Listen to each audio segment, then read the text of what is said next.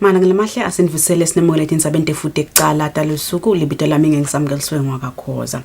Emakhosi sekabusise ukuvulwa kweParliament ngalokusemthethweni lonyaka ngekusebenzisa inkundla zokuxhumana. Ngalokho kumenyethelwe ngumabhalane weParliament Benedict Caba lochazile ukuthi sekavela aqale emalungiselelo okuvulwa kweParliament lonyaka. Emalungiselelo ekuvula kweParliament kusetshenziswa inkundla zokuxhumana aqale ngemzimluko kanti kubheke ukuthi achubeke nangalesithathu. Mabhalane weParliament Benedict Caba uthi lokuvulwa kweParliament ngalendlela indlela iParliament legcina ngayo imigomo yokugwema kusabalala kwemikhuhlane iCovid-19. Seyithi le proposal ke seyabikwa kuemakhosi abusisa ke ukuthi lonyaka iParliament vele itawuvula virtually. Namuhla ke sihlangene nawo futhi onke lama stakeholders kulungiselela ke nyalo ukuthi lo virtual utakwenteka kanjani vele ngoba ayikaze ikivule ngalolu hlobo iParliament. So lamhla ke bekulisuku la khona besibuka ukuthi bani utawusebenta ini bani abambe ngakuphi sisenta wona ema-rehearsal nekwethula yelo ukuthi ema-rehearsal ethu vele la official asayaqala ngalesithathu ngathunza mbama la sibheke khona ke kuthi onke ema-stakeholders labo labathintekako bataba khona kulama rehearsal lesingakubika nje ukuthi sita comply vele ko onke ama regulations la hamsana COVID asibekise tindzaba tekutesta vele sikhulumile sabonisana ekutheni wonke umuntu kakhulu abatayinzaweni letithite selected places ku avoid a close contact ufuneka ukuthi bateste aphese certificate vele sokuthi uteste negative kanjalo nangelanga lekuvulwa kwayo leParliament vele kutawubhekeka ukuthi wonke lotako lotabala ngekhathi ete vele aphese certificate sitaba nebantu labakhona litiko letempilo litabe litesta labanye kuhlola ukuthi vele umuntu abe ne-certificate lesi-negative kodwa ke linani abantu abatawukuta litaba lincane kakhulu lonyaka angibekise ama-regulations abekisile ukuthi mani ngekhathi nibangakanani so lonyaka nje itawugcina la ngekhathi kubede laba bangaphandle siyaye sibe nedina kube naninani ne-banquet but kutawubade. Ukuvula kweParliament kuyaye kungenelwe ngamakhosi sigodlo emalungu eParliament ahambisana nezihlobo tawo kanye nesive lesivela velonke Caba uthi sive sitawukhona kulandzela kuvulwa kweParliament etinzimeni tesimanje manje tekuxhumana tindzabeni TV kubika Fortune dlangamandla kiseParliament. Indvuna yetiko letindlu nekutfutfukiswa kwamadolobha umphane Nkosi Similane sosukumise liphenyo lolijulile iCommission of Inquiry lohlose kuhlola ukuthi indzawo yaseMkhosi Township kaManzini kuthi yahleliswa yaphindze yavunyelwa ngalokusemthethweni ukuthi bantfu bangakha emakhaya abo kanye netindlu tabo kuyo. Imvuna imenyetelwe lokusukunyiswa kwalo liphenyo embikweni lothunyelwe betindzaba elangeni layitolo. Kulandzela ukuthi emalunga eParliament labuke kusebenta kwelitiko letindlu kanye nekutfutfukiswa kwemadolobha endlini yabayesikhulu yeParliament ashukumise ukuthi kumele ukuthi indvuna yalelitiko umfana Nkosi Similane isukumise luphenyo noma iCommission of Inquiry lolutawubukisisa ukuthi indzawo leyatiwa ngelemkhosi Township kaManzini yahleliswa yaphindze yabekwa ngekwetimiso temtsetfo yini. Indvuna yalelitiko namuhla ngemsombuluko seyimemetele ukuthi seyivele ilandzela seluleko seParliament ngekuthi isukumise loluphenyo lolujulile ngalendzawo. Embikweni webetindzaba lothunyelwe ngumchumanisi walelitiko nesive Lungelo Nkambule indvuna ibuye yachaza ukuthi loluphenyo lutawuphindze lubuke kancele lokwagcina kuthikabeta abantu bekumele bachube lo msebenzi kanye nalabo bebatawuzuza ngekuthi bakhe emakhaya wasekuqaleni kulendzawo yeMkhosi Township. Yemalunga lelibandla lelitawuchuba loluphenyo afaka yekhathi zonke magagula lotawuba ngusihlalo walo lelibandla Nhlanhla Nkonyane lotawuba ngumabhalane kanye na William Ndlela lotawuba lilunga lalelibandla. Kubhekeke ukuthi lelibandla lethule umbiko walo mayelana naleli kutfolile kuloluphenyo mhla tingemashumi lamabili nesitfupha enyangeni lesetulu. Litiko letetindlu nekutfutfukiswa kwemadolobha likhuthaza bonke labathintekako ngandlela tsite ngendzawo yakhona eMkhosi Township kutsi babambisane naleli tiko kanye naleli bandla nalisachuba loluphenyo ekusondzela basho labakwatiko ngalomsebenzi kude loluphenyo lutawuphela nangesikhatsi lesifanele. Kubika Hlengwe Ndlovu na Fortune Dlangamandla Sembabane. Indvuna yetiko letempilo lizinkosi seyimemetele ukuthi uhulumende sothethe isinqumo sekucela abodokotela labasuka eveni lemangisi kuthi bete lapha eveni batosita kwelapha abamfu labafulakane nemkhuhlane i-COVID-19. Imvuna ikusho lokho embikweni webetindzaba. Kulombiko lokhokhwe indvuna yetempilo kuyavela ukuthi uhulumende ngekulekelelwa inhlangano yetempilo idabichamuka nabodokotela labasuka eNgilandi labeta kuleli kutosita ngeCovid ikakhulu ngoba lizinga letinombolo tebantfu labawutfolako lomkhuhlane linyukile. Leli bandla litosita bochwepheshe labalishumi lelifaka ekhatsi bodokotela bonesi nabonjinela.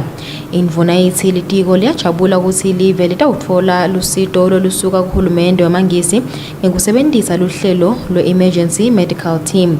Lestatimende sithi solo kwacala lomkhuhlane lelicembu selisicembu litawumikiswa etibhedlela lapho kunalabo labagula kakhulu kanti batawuphindze basite bodokotela nabonesi letibhedlela ngokubacecesha ngemakhono latsite kanye nekuvala tikhala letikhona kulolu hlangothi. Indvuna ibonga kakhulu inhlangano yakamhlaba i-WHO ngekulekelela uhulumende ngalolu hlobo. Umbiko uhlanganiswe ngilungelele Makakula eMbabane. Gesi losetshenziswa emakhaya utawukhula ngalokuthathu ekhulwini bese kubosomabhizinisi uyehla. Umphathi welibandla lilawula emandla agesi lapha eveni Vusumuzi Mkhumane uthi letinguquko tawuqala mhla lulunye enyangeni yamabasa kulomnyaka losedulu. Inkampani yamagesi kuleli Eswatini Electricity Company nathi nge-30 enyangeni yembala kulomnyaka lophelile yafaka isicelo sekuthi gesi wenyuke ngokwehlukahlukana eminyakeni kusuka eminyakeni wa-2021 kuya ku-2023. Le nkampani yacela ukuthi gesi emakhaya wenyuke ngalokushumi ekhulwini 10%, emabhizinisini lamancane wenyuke ngalokusithupha nengcenye 6.8%, kanti bosomabhizinisi labakhulu beyifuna ukuthi yenyuke nga-7.22%. Le nkampani yamagesi beyihlose kwakha imali letigitsigisi letimbili nengcenye 2.55 billion emalangeni ngeminyaka wanga-2021 kuya ku-2022 bese kuthi eminyakeni wa-2022 kuya ku-2023 le nkampani beyihlose ukuthi yakhe imali lengu-2.93 billion emalangeni. Umphathi wemlawuli yenzengo wemandla agesi Vusumuzi Mkhumane uchaza kabanti ngesinqumo lesithethwe nguleli bandla kanye netizatfu. Yehla nge-percent lelinye nengcenye le mashumi lamathathu nakuthathu ku-2021-22 kuthi ku-2022-23 yehle ngephesenti le yinye and 27 kulowo mnyaka. Le tariff le ayinofaka imithelo, ayinofaka ema-levies noma lokunye lokuchamuka ngephandle. Uma ibukwa ke le tariff izathu lechamukile ukubuketa kube kuthi inzuzo yemishini lekhona ibe lisondo nengcenye lemashumi lamabili nesishiyagalombili. Sicelo sasicele lisondo nengcenye lesishiyagalolunye nakubili.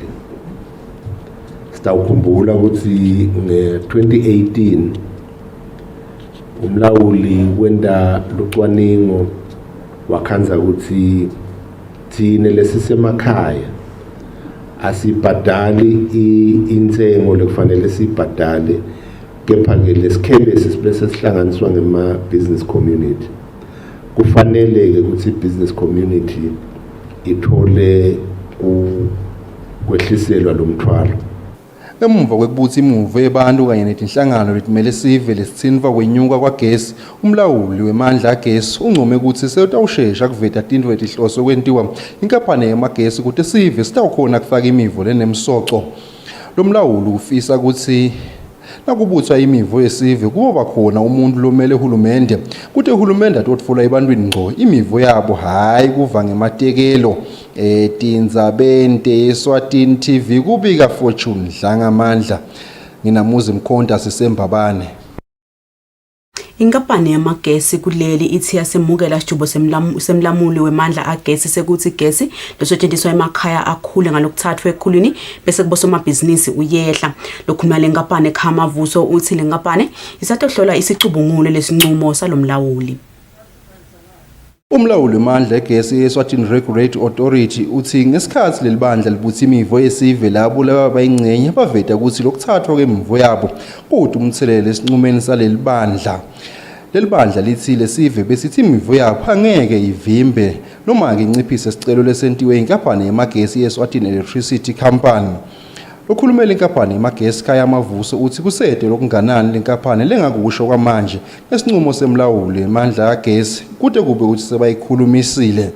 Inkampani ke nathi sitawushala phansi sibuke ukuthi kule mphumela noma lesijubo lekasishito lekasivetile umlawuli sibuke ukuthi thina ukuthi asilungela kanjani kwanyalo ngeke sasho ukuthi sitawenda kanjani noma sibheke phi noma siva kanjani ngale sicelo.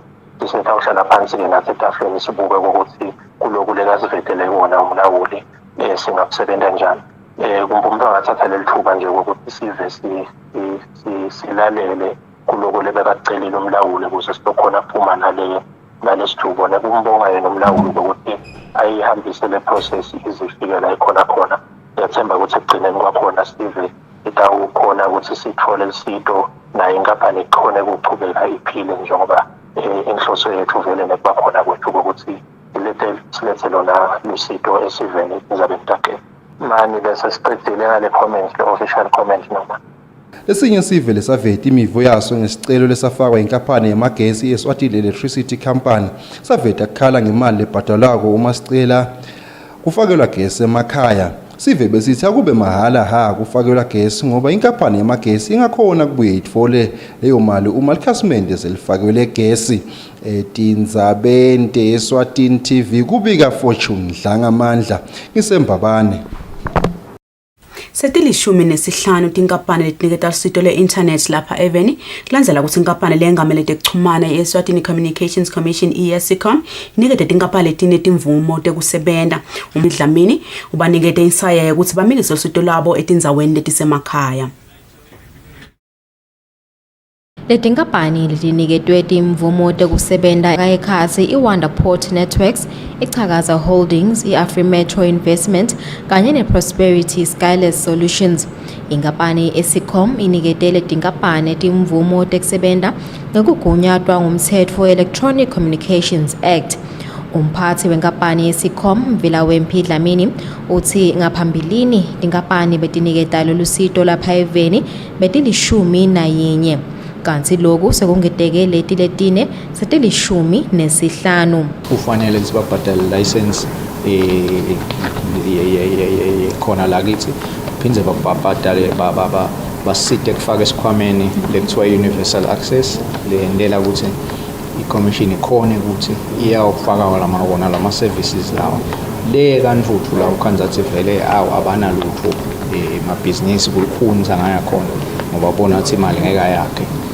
So ke siye sisaba contribute nayo i-commission contribute ukuze sikhone ukuthi onke la yebo internet afike lonke event. Kuyasijabulisa kana ukuthi lokungeteka kwawo lawa kusho kona ukuthi i-competition seyitawunyuka kule sector bantu bakhona benefit ngoba nakungeteke ama-service providers kuvamile zinale ama-prices ehle and the cost of communication event ehle. Umphathi ucele banikati baletinkampani ukuthi bete nemicondvo lehlukile letawunetisa tonke tinhlangothi emangweni letifaka ikhasi besifazane, bantfwana kanye nebantfu labakhubatekile. Uthi letinkampani tibhekeke ukuthi tinikete lusito lwe-internet lolusezingeni lelifanele. Etindzabeni kubika Lungelile Magagula, Nomba Dube, Embabane. Kulandzela ukuthi kube netinsolo tekuthi kunesive lesiphisa bugane etindzaweni letitsite enhla nawo umbutho wembubo nesive kanye namaphoyisa emango sekacela sive ukuthi suyekele lo mkhuba liseka lemchumaniso amaphoyisa nesive noSipho Mnguni lithi kumgcwa ukuthi unge umuntu lapha eveni athobele imigomo yokulwa nekwanza kwemkhuhlane COVID-19 kude live lisincobe lesifo.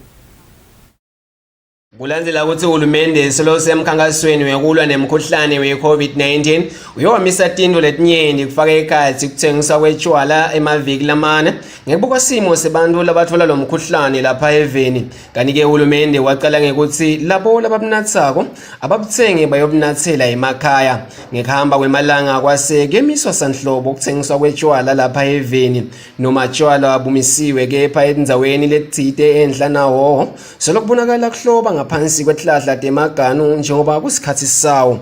Lokuhloba kukhomba ukuthi kukhona laba wabuthako kungadiki kahle ukuthi bawentani kepha kunensolo ukuthi kukhona labaphisako. Sikhulumisane na David Nxumalo loliphoyisa lemango lasemahom locela sive ukuthi sebabambise siyekele kuphisa nekunatha tshwala kude live litawuncuba lo mkhuhlane.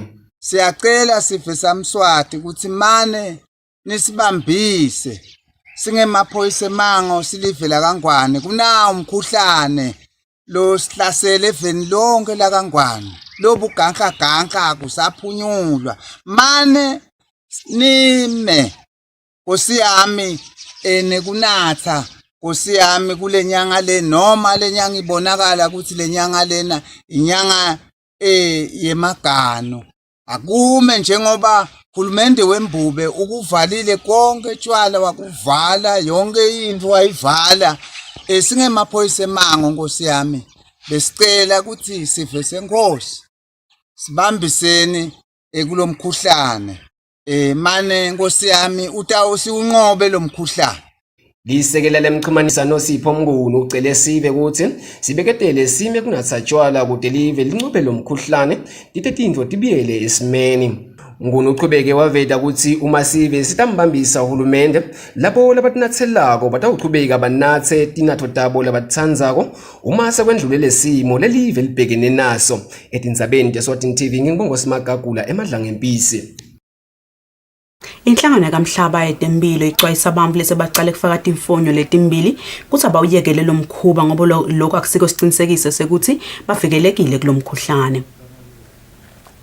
Dr. Kevin Makatsange wenhlangano ye-World Health Organization uthi sekufikile kubo bayinhlangano kuthi bantfu sebaqale umkhuba wokufaka tifonyo letimbili ngenkholelo yokuthi bavikelekile ngalokuphelele emkhuhlaneni COVID-19. Dr. Makatsange uthi labo labakwendako lokho baqale bafake surgical mask bese bafaka imask yendvangu. Uthi lokhu akusilo liqiniswe kakhulu ngoba sifonyo kahle kahle sifakwa kuvikela ukuthi umuntu athelele lomunye. Uthi bantu abangathembele esifonyeni kuphela abakwende konke bageze tandla ngemanti kanye nemithi lebulala emagciwane baphindze bachelelane. The issue is, the wearing of the mask is not what is very important. What is very important is to do it all. That's the message that we have been actually preaching. When you wear the mask only, it doesn't mean that you are safe and you are safe. You wear the mask when your hands are dirty. You wear the mask when you are in crowded places. It still increases your risk of getting the virus. So if you want to be safe from the virus, you have to do it all. Wash your hands, wear your mask, watch your distance, avoid crowds, avoid confined spaces, avoid close contact. Do it all. That's what will make you safe. So we have been saying that actually wearing of the mask, at times it gives you a false sense of security. That now that I'm wearing a mask, then I'm safe from COVID. There are a lot of other factors that actually makes the risk of for COVID higher. So we say do it all. Whilst you're wearing the mask, even if you wear 10 masks, still you have to do all the other things. The mask itself will not protect you. And I think we have been saying that the mask doesn't protect you as an individual. It protects the person next door. If I've got COVID and then I wear a mask, I protect the person because it prevents droplets from going to the other person. So a mask doesn't protect me, it protects the person the next person. Makatanga uthi noma ngabe umuntu angafaka tifonyo letilishumi akumniki isiqiniseko sokuthi uphephile kuleli gciwane. Etindzabeni kubuye lungelele Magagula eMbabane. Balimi belilayisi benhlangano umkhovu Multipurpose Cooperative Society embembili kaho bathi kuna kwelitulu ngemandla kulamalanga kubasiti lokuyaphi njengoba kubadla kwelanga kubende bangakhona ihlanya lilayisi eminyakeni lophelile nakufasa hlobo noma timakethe talesilimo betiligathe ngalabovu lilayisi labo. Sihlalo wenhlangano yebalimi umkhovu Multipurpose Philisiwe Vilakati uthi timvula tiphute kakhulu kufika lonyaka lokwende bangakhoni kulima letinye tilimo letifaka ekhathi lilayisi lokusilimo lesidzinga kakhulu emanti. Vilakati uthi lonyaka bebatimisele ukuthi bayilime kakhulu ilayisi kodwa ngenxa yokuthi timvula tiphute kuna babese abasayilimi sanhlobo. Siyesibhede nga-August masibheda i-rice and sibheda sesibonela ukuthi ilitulu likhona. So kwasha August, September solo singalibonda itulu, October vele sisuke bese lapho sesiyabona ukuthi ngeke sikhone kuyilima i-rice because sibheda nga-August bese ke nga-September ekupheleni kwakhe siyacala siyahlanyela. So naliqala ngabe lona litawucala nga-December vele kithi bese kulate kakhulu ukuthi singalima i-rice.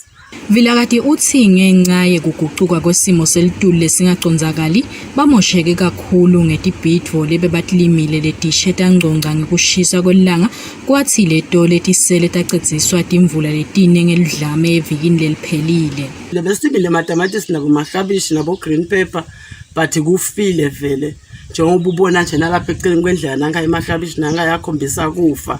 Akuvani naloti imvula kakhulu akuvani futhi nalokushisa kakhulu. Lesingathi kumbe kungcono ngilombila but nawo awufuni lamanti kakhulu. Njengoba ubona nje imena inje akukhonakali kusebenza noma sesifuna kudeza silime lokunye akukhonakali ngoba akomi lapha sithi sisabuka kuthi kuyomaphinzelini futhi litulu. Inhlangano umkhovu Multipurpose iyaye ithengisele inhlangano isisimo Rice Cooperative lebese ithengisa etimakethe letinkhulu talo lilayisi kuleli nangaphandle kwelive. Kanti lenhlangano yebalimi ingulenye yetinhlangano letisebenzisana kakhulu nelitiko letekulima ekutheni umkhicito wayo lofaka ekhathi umbila lilayisi emabhonjisi kanye netibhidvo kumikiswe etikolweni letitsite letisenhla nesifundza sakaHoho. Etindzabeni kubika Phumaphi Msweli eMvembili.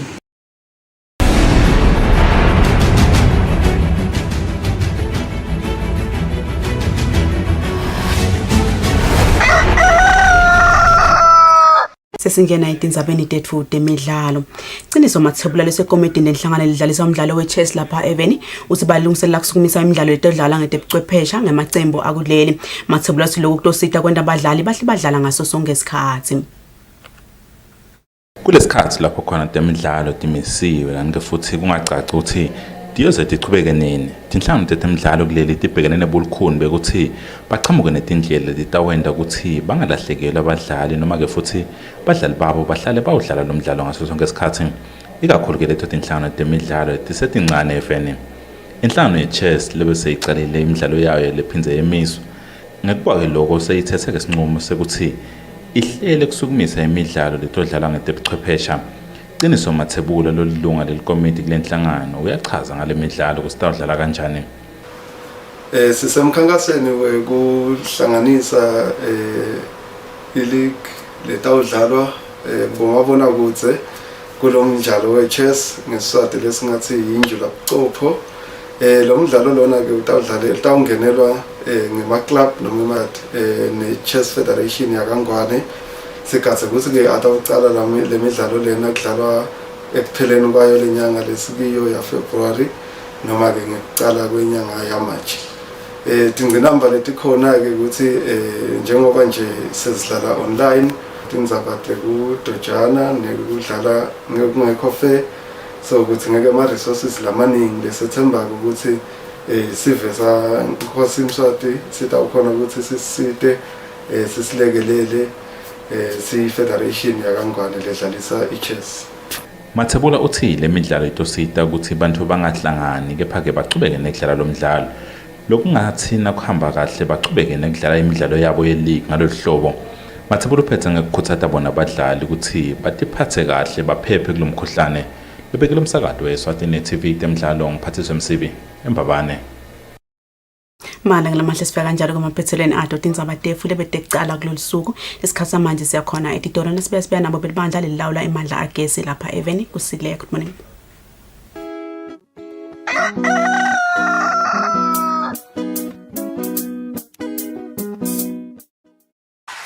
In order to bring to life and to defeat and overcome the ongoing global pandemic coronavirus, food with a balanced diet plays a vital role. Eswatini TV brings to you a fresh season of Kudla Kwempilo to see how our farmers bring food to the nation, the challenges our farmers are facing in this pandemic, the struggle, the fight, the national lockdown, the intervention from the government to help our local farmers. Watch this first season of Kudla Kwempilo on Eswatini TV. Learn, be advised, and be inspired by local farmers and how they are making great changes in this era of COVID-19. Kudla Kwempilo, food for life.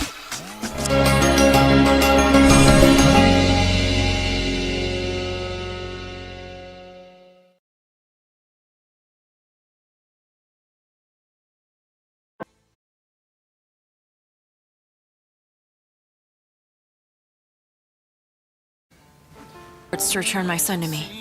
I'm going to go get him. Ow, it hurts! Hey, I haven't even touched you yet. Stop being a baby. Kandimba! Get back here! Kandimba!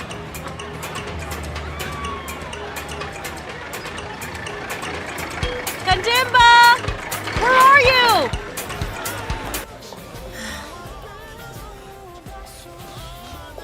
What's with that face? You don't feel well? Did your interview go? Bad.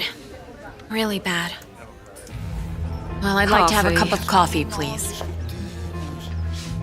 I want to help you out, I really can't. Your father won't let you.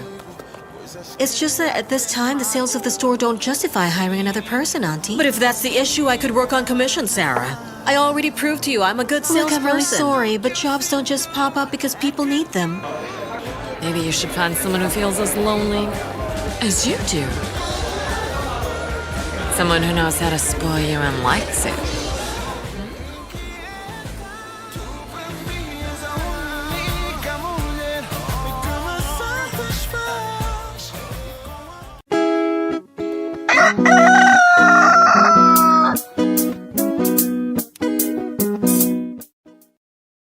Selosikulo luhlelo Kusile breakfast show kunguye lesibili lesikhathi samanje sabuka sona simo semkhuhlane eCovid-19 ke basibagatsile belibandla lelawula emandla agesi lapha evenda seSwatini njengoba siyabona ama cases abo bamlawo fulakala nawo umkhuhlane eCovid-19 lapha eveni ayachubeka ayenyuka njengoba imvuna yetempilo yasho ukuthi selo live laqala kuthola sigaba sesibili salomkhuhlane eminyakeni lophelele ngenyanga ya November live la seSwatini liyabonakala ukuthi linebulukhuni kakhulu lekubathi engabe vele singamba lapha kanjani mavula wenemkhuhlane eCovid-19 njengoba elangeni layitolo embikweni wayo imvuna yetempilo ifule ukuthi ifole wona imiphumela leng 926 kwathi kulo 926.93 wabo bafolakala ukuthi banawo lo mkhuhlane bayifica ke bamla bashile ngalomkhuhlane eCovid-19 elangeni layitolo lisekuletha emaswati lasashile ngawo ku 574 nasibuka laba labashile emhlabeni labasikhombisa babo bebanato tifo thide emtimbeni lokusho ukuthi lababili babo bebede tifo emtimbeni lokumcoka amalanga lamahle ukuthi sihlale siyilandzela yonke imigomo yahulumende welive laseSwatini siyabona ukuthi emamils efo asithupha kulamabula bashile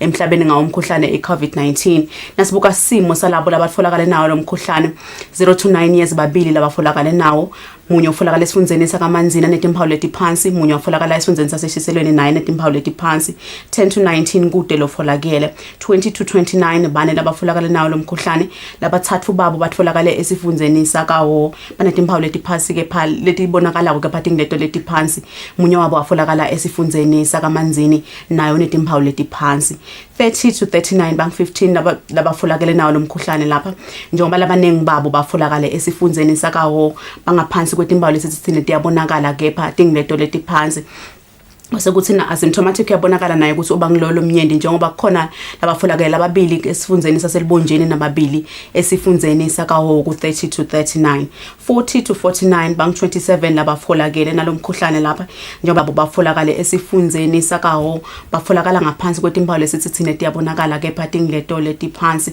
wasekuthi namanzini naye kwafolakala labane babo phansi etimpawu letibonakalako kepha letiphansi symptomatic bavela phinze kamanzini labane laba sithi thina bede impawu at all naho kanjalo kunabathafu labavelako batimpawu lesithi thina atibonakali. Then 50 to 59 kufolakala bamvu labang 11 labanengi babo labasihlanu bafolakala esifundzeni sakaho kwasekuthi lababili babo bafolakala nakhona esifundzeni sakaho sesithi banetimpawu lapha letingabonakali labasihlanu labanye abatfolakala esifundzeni sakaho babanetimpawu letibonakalako kepha tingleto letiphansi.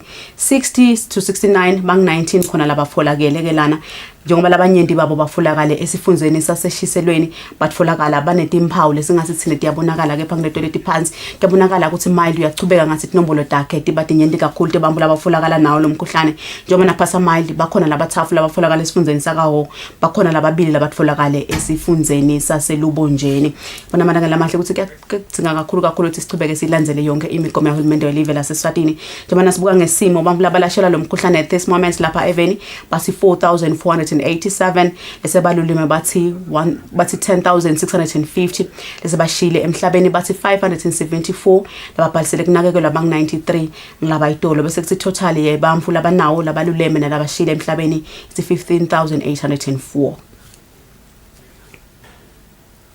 Nasibuka ngayo igender yefu 0 to 9 years kuhamba embili lana ema females njengoba wona athi 277 and then our total is 550. 10 to 19 kuhamba embili ema females nakhona athi 614 and then I total is 1109 and then 20 to 29 kuhamba embili ema females nakhona athi 1680 and then ku 30 to 39 nakhona solo kuhamba embili ema females.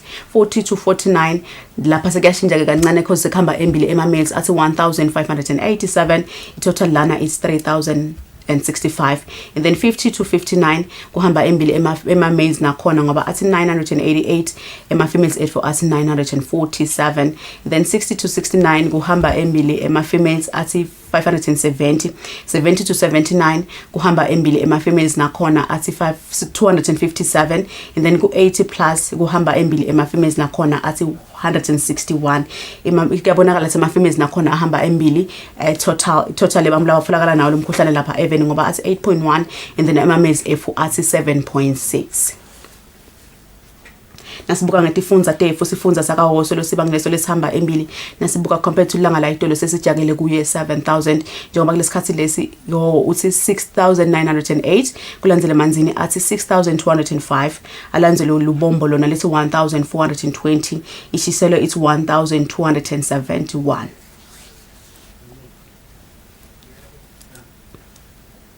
Malanga lamahle besibuka sona simo semkhuhlane iCovid-19 lapha eveni sibuka yona imiphumela letfulwe nguyindvuna yetempilo lizinkosi elangeni la itolo lesikhathi manje siyakhona etitolo nasibiya nabo belibandla lelawula imandla agesi lapha eveni laseSwatini. Kusile, good morning.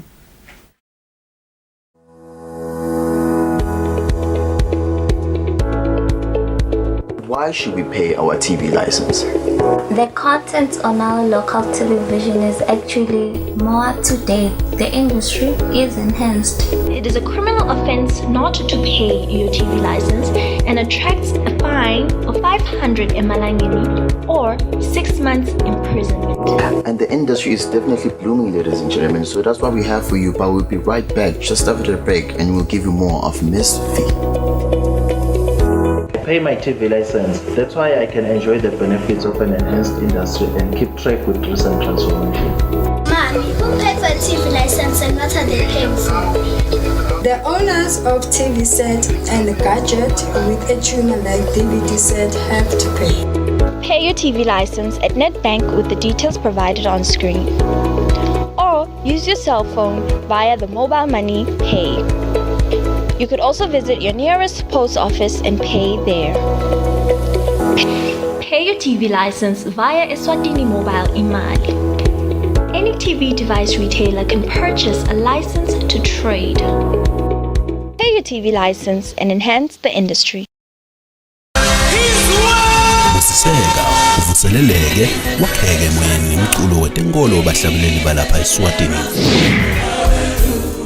Sikulethele abahlabeleli abadala nabo labasekhula emculweni wetenkolo bahlabela bukhoma lapha eSwatini.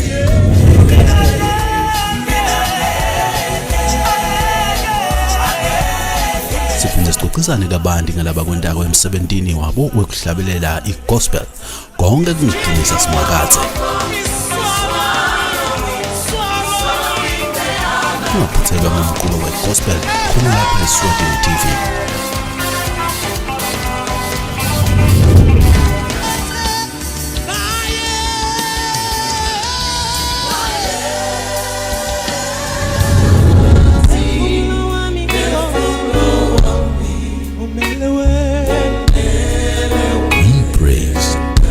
Be the glory.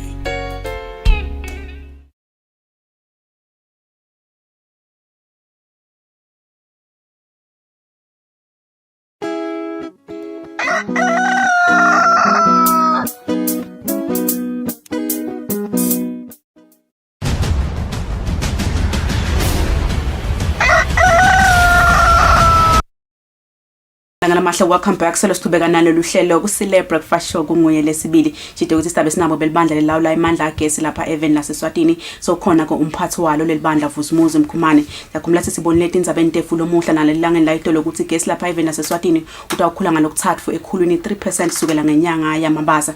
Tokuvathi engabe vele yini lele bukiwe ngilo lelibandla kuthi lo gesi awukhuli sivele sibosoma business kugesi kubo utawehla leni bosoma business gesi kubo wehle samva umphathi walo lelibandla achaza kabandi. Mkhumane siyakumukela ehlelweni ekseni. Siyabonga kusibita sithi sitovela lapha sichaza lesingakuvusela nebalaleli nebabukeli. Siyabonga asicale kule application yayo inkampani ya gesi lapha Even naseSwatini eyifakile eminyakeni lophelile kuthi engabe lenkampani kulo lelibandla beyicele ini. Beyicele kukhuliselwa intengo ya gesi nga 7.16%. Yefika ngesikhathi correct. Ngifuna kufola ke sekuthi engabe ngiyeva ukuthi beyifuna ukukhuliselwa nga 7.6% wagesi. Sesifika kanjani ke ekuthenini libandla lisale lithatha lesinqumo sekuthi gesi no awukhule ngalokuthathu ekhulwini. I think kunesiphoso nyanyala lengicela kusicorrect. Asikasho ukuthi gesi akakhule nga 3% ekhulwini. Sithite on average gesi akehle by 1.33% kumnyaka wa 2021-22. Kuthi kumnyaka wa 2022-23 wehle nga 1.27%. On the average tariff lekhona. Kusho ukuthini ke lokho Mr Mkhumane, maybe we can unpack that for us. Kuthi kusho ukuthini ke lokho kumuntu losebenzisa gesi ekhaya. Lokho kusho ukuthi gesi ume kanje kune tariff yebantu labasemakhaya, kune tariff yebantu labasebenzisa gesi nje, sekune tariff yebantu lababhadala ngalesikhathi bamsebenzisa. We call it time of use. Now le average ke isho ukuthi uma uthatha la tariff labhadalwa by each and every one of those customers, you're getting the average. We are then saying that average will be going down by 1.33% and 1.27% the following year. Yes. Lokunye lengubonile Mr Mkhumane kule sicelo salo lelibandla lenkampani lekhicita gesi lapha Even naseSwatini ukuthi maybe a revenue requirement of 2.9 billion. Kuthini bese nibaniketa ini sibese sigcine sesithinde sivumelwana lapho kuloko. They had requested for 2021 2.55 billion. And for 2022-23 they had requested 2.93 billion. Now what happens is once we've received the application, we do our own analysis on those figures and we determine the reasonableness of those figures and my assumptions made on those figures. In our workings, sikamgena lamanye ema figures, which have resulted kule current price determination. Yes. Emva kwalesicelo lesafakwa ngenyanga ya October Mr Mkhumane libandla libe selibamba wona ema consultations November December asingene kuwo ukuthi engabe yini leni kufolile on the ground sive sikhala ngani sive sikhale ngekuthi gas udulile kangwane sive sikhale ngokuthi ingaphandle khicitako ayibaniketi gas lokahle usheshe uhambe lingana litulu kudume kuba netinkinga nalokunye ke lokunengi lokunye ke labakhale ngako kunyalo ngile simo se covid lesikhona ema business ke akhala ngoba sithoma sibamba lama public hearings we broke the customer base into different pockets. My business customers have always complained ukuthi they are subsidizing a domestic custom, which is true because we also did a study in 2018 and that came up with a business customer is subsidizing a domestic consumer to the level of about 60%. What that means is that what the domestic customer should be paying, they are paying 60% of that. Okay. Right. And that gap is fitted in by the business customer. Right. So all those issues have been on the cards. Hence the decrease in kubosoma business. Hence what we are saying, now coming to the 3% that you mentioned earlier.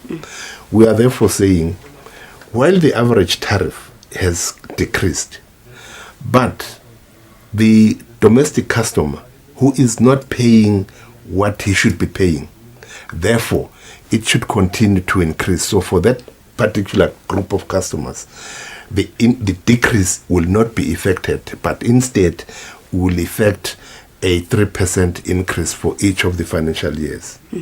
Therefore, which means lower 3% will then be calculated as part of the average tariff in the years to come. Mr Mkhumane singachubeke singabuke maybe lama parameters la consideration ngifuna singene ekuthenini nasikhuluma ngentengo yagesi sisikhuluma ngekuthi nangu umnyaka maybe siyakhuluma nga-April kutabe sekuba emva kwesikhathi lesinganani maybe kuze kube i-period lenganani so lesithi maybe gesi utakhula njalo ngeminyaka kusho ukuthi for now that we have made the determination kusho ukuthi from April 1 this year gesi utawehla from April next year, utawehla nga 1.27. Yes. While on the domestic customer side, it has to be growing by increasing by 3% and 3%. And then on the other side of Lama customers, there will be a decrease to try and bring less subsidization or reduce the subsidization by the business customer to level up so that each one of us is paying what is to that person. Now, the other issue that the business customer has been moaning about, complainer on a serious note is, while domestic customer is being subsidized, there are within the domestic customers those that can afford. So the business community is saying we would be comfortable to subsidize those that cannot afford.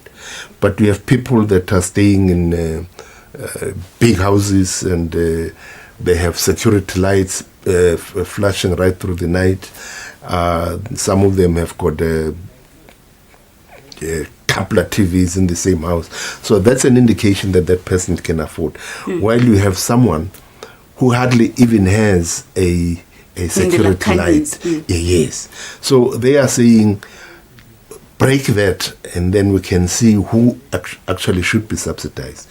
Therefore, that is why we have come up with a lifeline tariff for those that are very unfortunate of our people to pay at a lifeline tariff, which will be 60% of the domestic customer. Yes. I want to get this, Mr. Mkhumane, ukuthi nasikhuluma ngekuthi tawuphenze ukhule nanga 2022.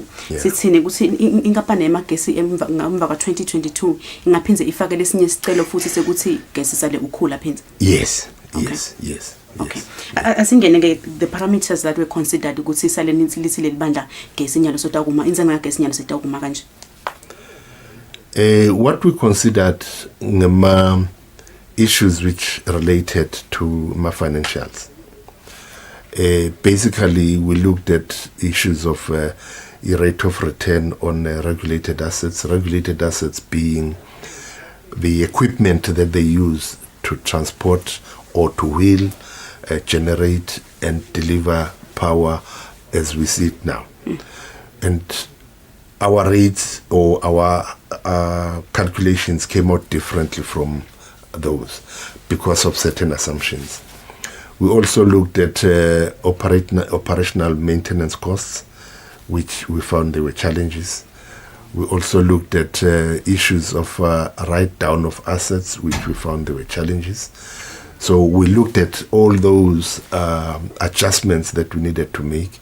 And when we were making them, these figures came in. And then we had to assess, if given this decrease, what's the viability of this organization? Remember, the regulator has got in its own mandate to ensure the financial sustainability of the company. So we looked at that, and we looked at the current situation. We looked at the advantages that they can have or they can utilize to make sure sustainability. So we have looked at all those, and then we have given a list of things that they should do given what the determination has been, so that they can sustain themselves all the way to the end of the determination that we've made. Ngifuna kufola Mr. Mkhumane ukuthi lokuya esiveni nitfolele imivo kube nemthela longanani then kule decision lebese niyayenda nilibandla. Okay, I think it's not an instant or it's a process. Let me give you an example. The business customer said we're subsidizing domestic customer, and that has to be looked at. Over the period, we have been looking at strategies and ways to address that. We are now addressing it. Okay. The domestic customer that is unfortunate in our midst, who cannot afford power, because as we move to what we call cost-reflective tariff, it means that tariff or the customer that is paying the tariff has to be able to pay all the necessary costs to deliver power. So as you do that, the one that is unfortunate will not be able to pay. So which having people that would be dropping off the grid. Now, what we have then come up with is the lifeline tariff. So all those are issues that have been presented by the community over the years, and we've been looking at ways and means of how to address them. Some of the issues you cannot address overnight. So you need to look at the process, the impact, the economic impact of it, and then come up with resolutions that will not disrupt the general business running in the country. Mr. Mkhumane, before we go, ngifuna sisi address the indzaba yokuthi nilibandla senikhashane kanganani siyabona ukuthi kukhona lapho khona vele nimsebenzeni wendako kubuka ukuthi silivela seSwatini indzaba ukuthi sibe na gas lwanele singawenda kanjani. Kunendzaba ye project ye solar, kunendzaba ye project ye biomass. Maybe give us an update ukuthi how far. Okay. On the solar project, I think before the end of this month, we should be announcing the winners. Okay. All right? Because we're at the end of it almost. I can more or less give an assurance that by the end of this month, we'll have given a decision on that. On the biomass one, we're at the initial stages. But our target is that in the next 2 years or so, we should have had the solar, and we should be finalizing the biomass. The unfortunate part is that the expediter at the speed you want these projects, because they are massive and they have a high level of planning. So by nature, it's a situation whereby you have to let the cause run its way. It's nigele interest siyayifola interest ebantu balapha ekhaya noma sesibona abantu bangaphandle baba ne interest ekusikhatela lokho. Interest it's basically labantu abatawuta bato khicita lokho. We have made sure that there is a local component that has to be there, either in the form of debt, or in the form of equity, or in the form of actual work being done that can then be negotiated into whatever shareholding that can be. So the local content or the local component has been well addressed, and I think it will come through as we expect. So Kusola's expected to generate gas longana and then biomass? Both of them is 40 megawatts. Yes. Okay, what can you say, sir, before we go? Ngabonga le thuba losinike lona kuthi sikhulumise lendzaba sibonge nemakhasmende ethu lalele and siphinde siwakhuthade ukuthi should they have any queries or into labayibonako ema-office ethu solo ahlala noma si-COVID kukhona inombolo loyishayelako lesayifaka leyo nombolo iyakhona ukuthi ingene ku-switchboard wethu switchboard akhona ukuthi ayichumanise naloyo muntu lofuna ukukhuluma naye so noma usekhaya noma ukuphi ngathi ke ngangibonge kakhulu kulabo labasibukelako ngibonge nakuwe ukuthi usi invite for this morning. Siyabonga kakhulu Mr. Mkhumane. Thank you so much. Umphathi welibandla lelibuketho natindzaba lolawula lona libandla lemandla agesi lapha eVenda Eswatini sibukatho natindzaba tagesi lesikhathi manje siyakhona editolo nasibuya sibe netindzaba tefuthi esibili talosuku Kusile kodwa.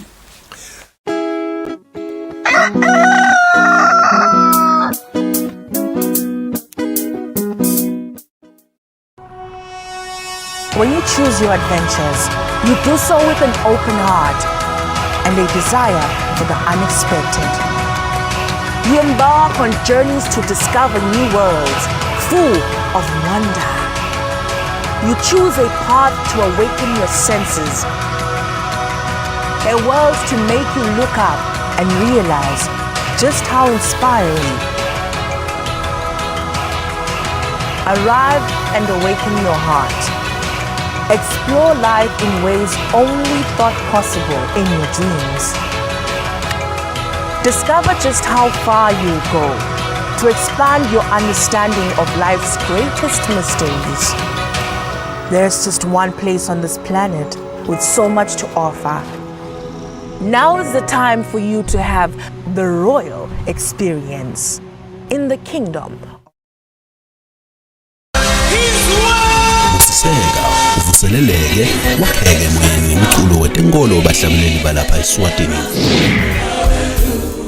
Sikulethele abahlabeleli abadala nabo lapha sikhula emculweni wetenkolo bahlabela bukhoma lapha eSwatini.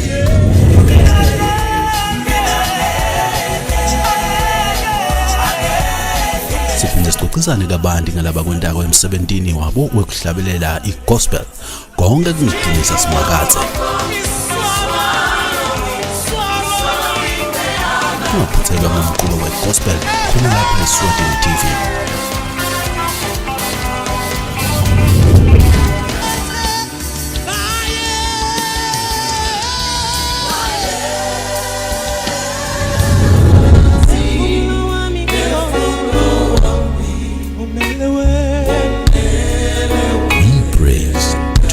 Be the glory.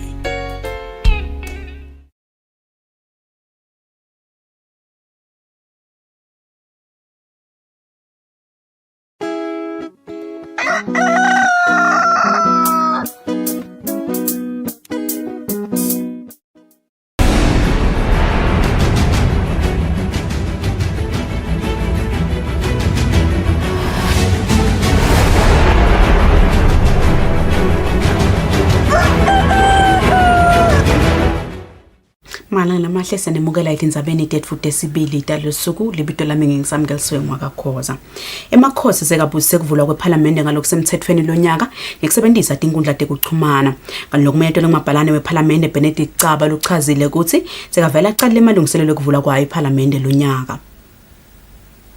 Emalungiselelo ekuvulwa kwePhalamende kusetshenziswa tinkundla tekuchumana aqale ngemzimluko kanye kubheke ukuthi achubeke nangalesithathu. Mabhalane wePhalamende Benedict Caba uthi lokuvulwa kwePhalamende ngalendlela indlela iPhalamende legcina ngayo imigomo yekugwema kusabalala kwemkhuhlane iCovid-19. Seyithile proposal ke seyabikwa kuemakhosi abusisa ke ukuthi lonyaka iPhalamende vele itawuvula virtually. Lamuhla ke sihlangene nawo futhi onke lama stakeholders kulungiselela ke nyalo ukuthi lo virtually utakwenteka kanjani vele ngoba ayikaze ikivule ngalolu hlobo iParliament. So lamhla ke bekulisuku la khona besibuka ukuthi bani utawusebenta ini bani abambe ngakuphi sisenta wona ema-rehearsal nekwethula yelo ukuthi ema-rehearsal ethu vele la official asayaqala ngalesithathu ngathunza mbama la sibheke khona ke kuthi onke ema-stakeholders labo labathintekako batawuba khona kulama-rehearsal lesingakubika nje ukuthi sitawucomplya vele ko onke ama-regulations lahambisana COVID sibekise tindzaba tekutesta vele sikhulumile sabonisana ekutheni wonke umuntu kakhulu abata endzaweni letitsite selected places ku-avoida a-close contact kufuneka ukuthi batheste umuntu ete aphese certificate vele sokuthi utheste negative kanjalo nangelilanga lekuvulwa kwayo leParliament vele kutawubhekeka ukuthi wonke lotako lotaba ngekhathi ete vele aphese certificate sitaba nebantu labakhona litiko letempilo litabe litesta labanye kuhlola ukuthi vele umuntu abe ne-certificate lesi-negative kodwa ke linani abantu abatawukuta litaba lincane kakhulu lonyaka angibekise ama-regulations abekisile ukuthi maningekhathi nibangakanani so lonyaka nje itawugcina la ngekhathi kubede lapha bangaphandle siyaye sibe nedina kube naninani nebanquet but kutawubade Ukuvulwa kweParliament kuyaye kungenelwe ngemakhosi sigodlo emalungu eParliament ahambisana nezihlobo tawo kanye nesive lesivela velonke xaba uthi sive sitawukhona kulandzela kuvulwa kweParliament etinzimeni tesimanje manje tekuxhumana tindzabeni Eswatini TV kubika Fortune dlangamandla ngiseParliament. Indvuna yetiko letindlu nekutfutfukiswa kwemadolobha umphanenkosi Simelane seyisukumise liphenyo lolijulile i-Commission of Inquiry lohlose kuhlola ukuthi indzawo yasemkhosi township kaManzini yahleliswa yaphindze yavunyelwa ngalokusemthethweni ukuthi bantfu bangakha tindlu nemakhaya abo. Imvuna imemetele kusukunyiswa ngalokusemthethweni kwalo liphenyo embikweni lotfunyelwe betindzaba.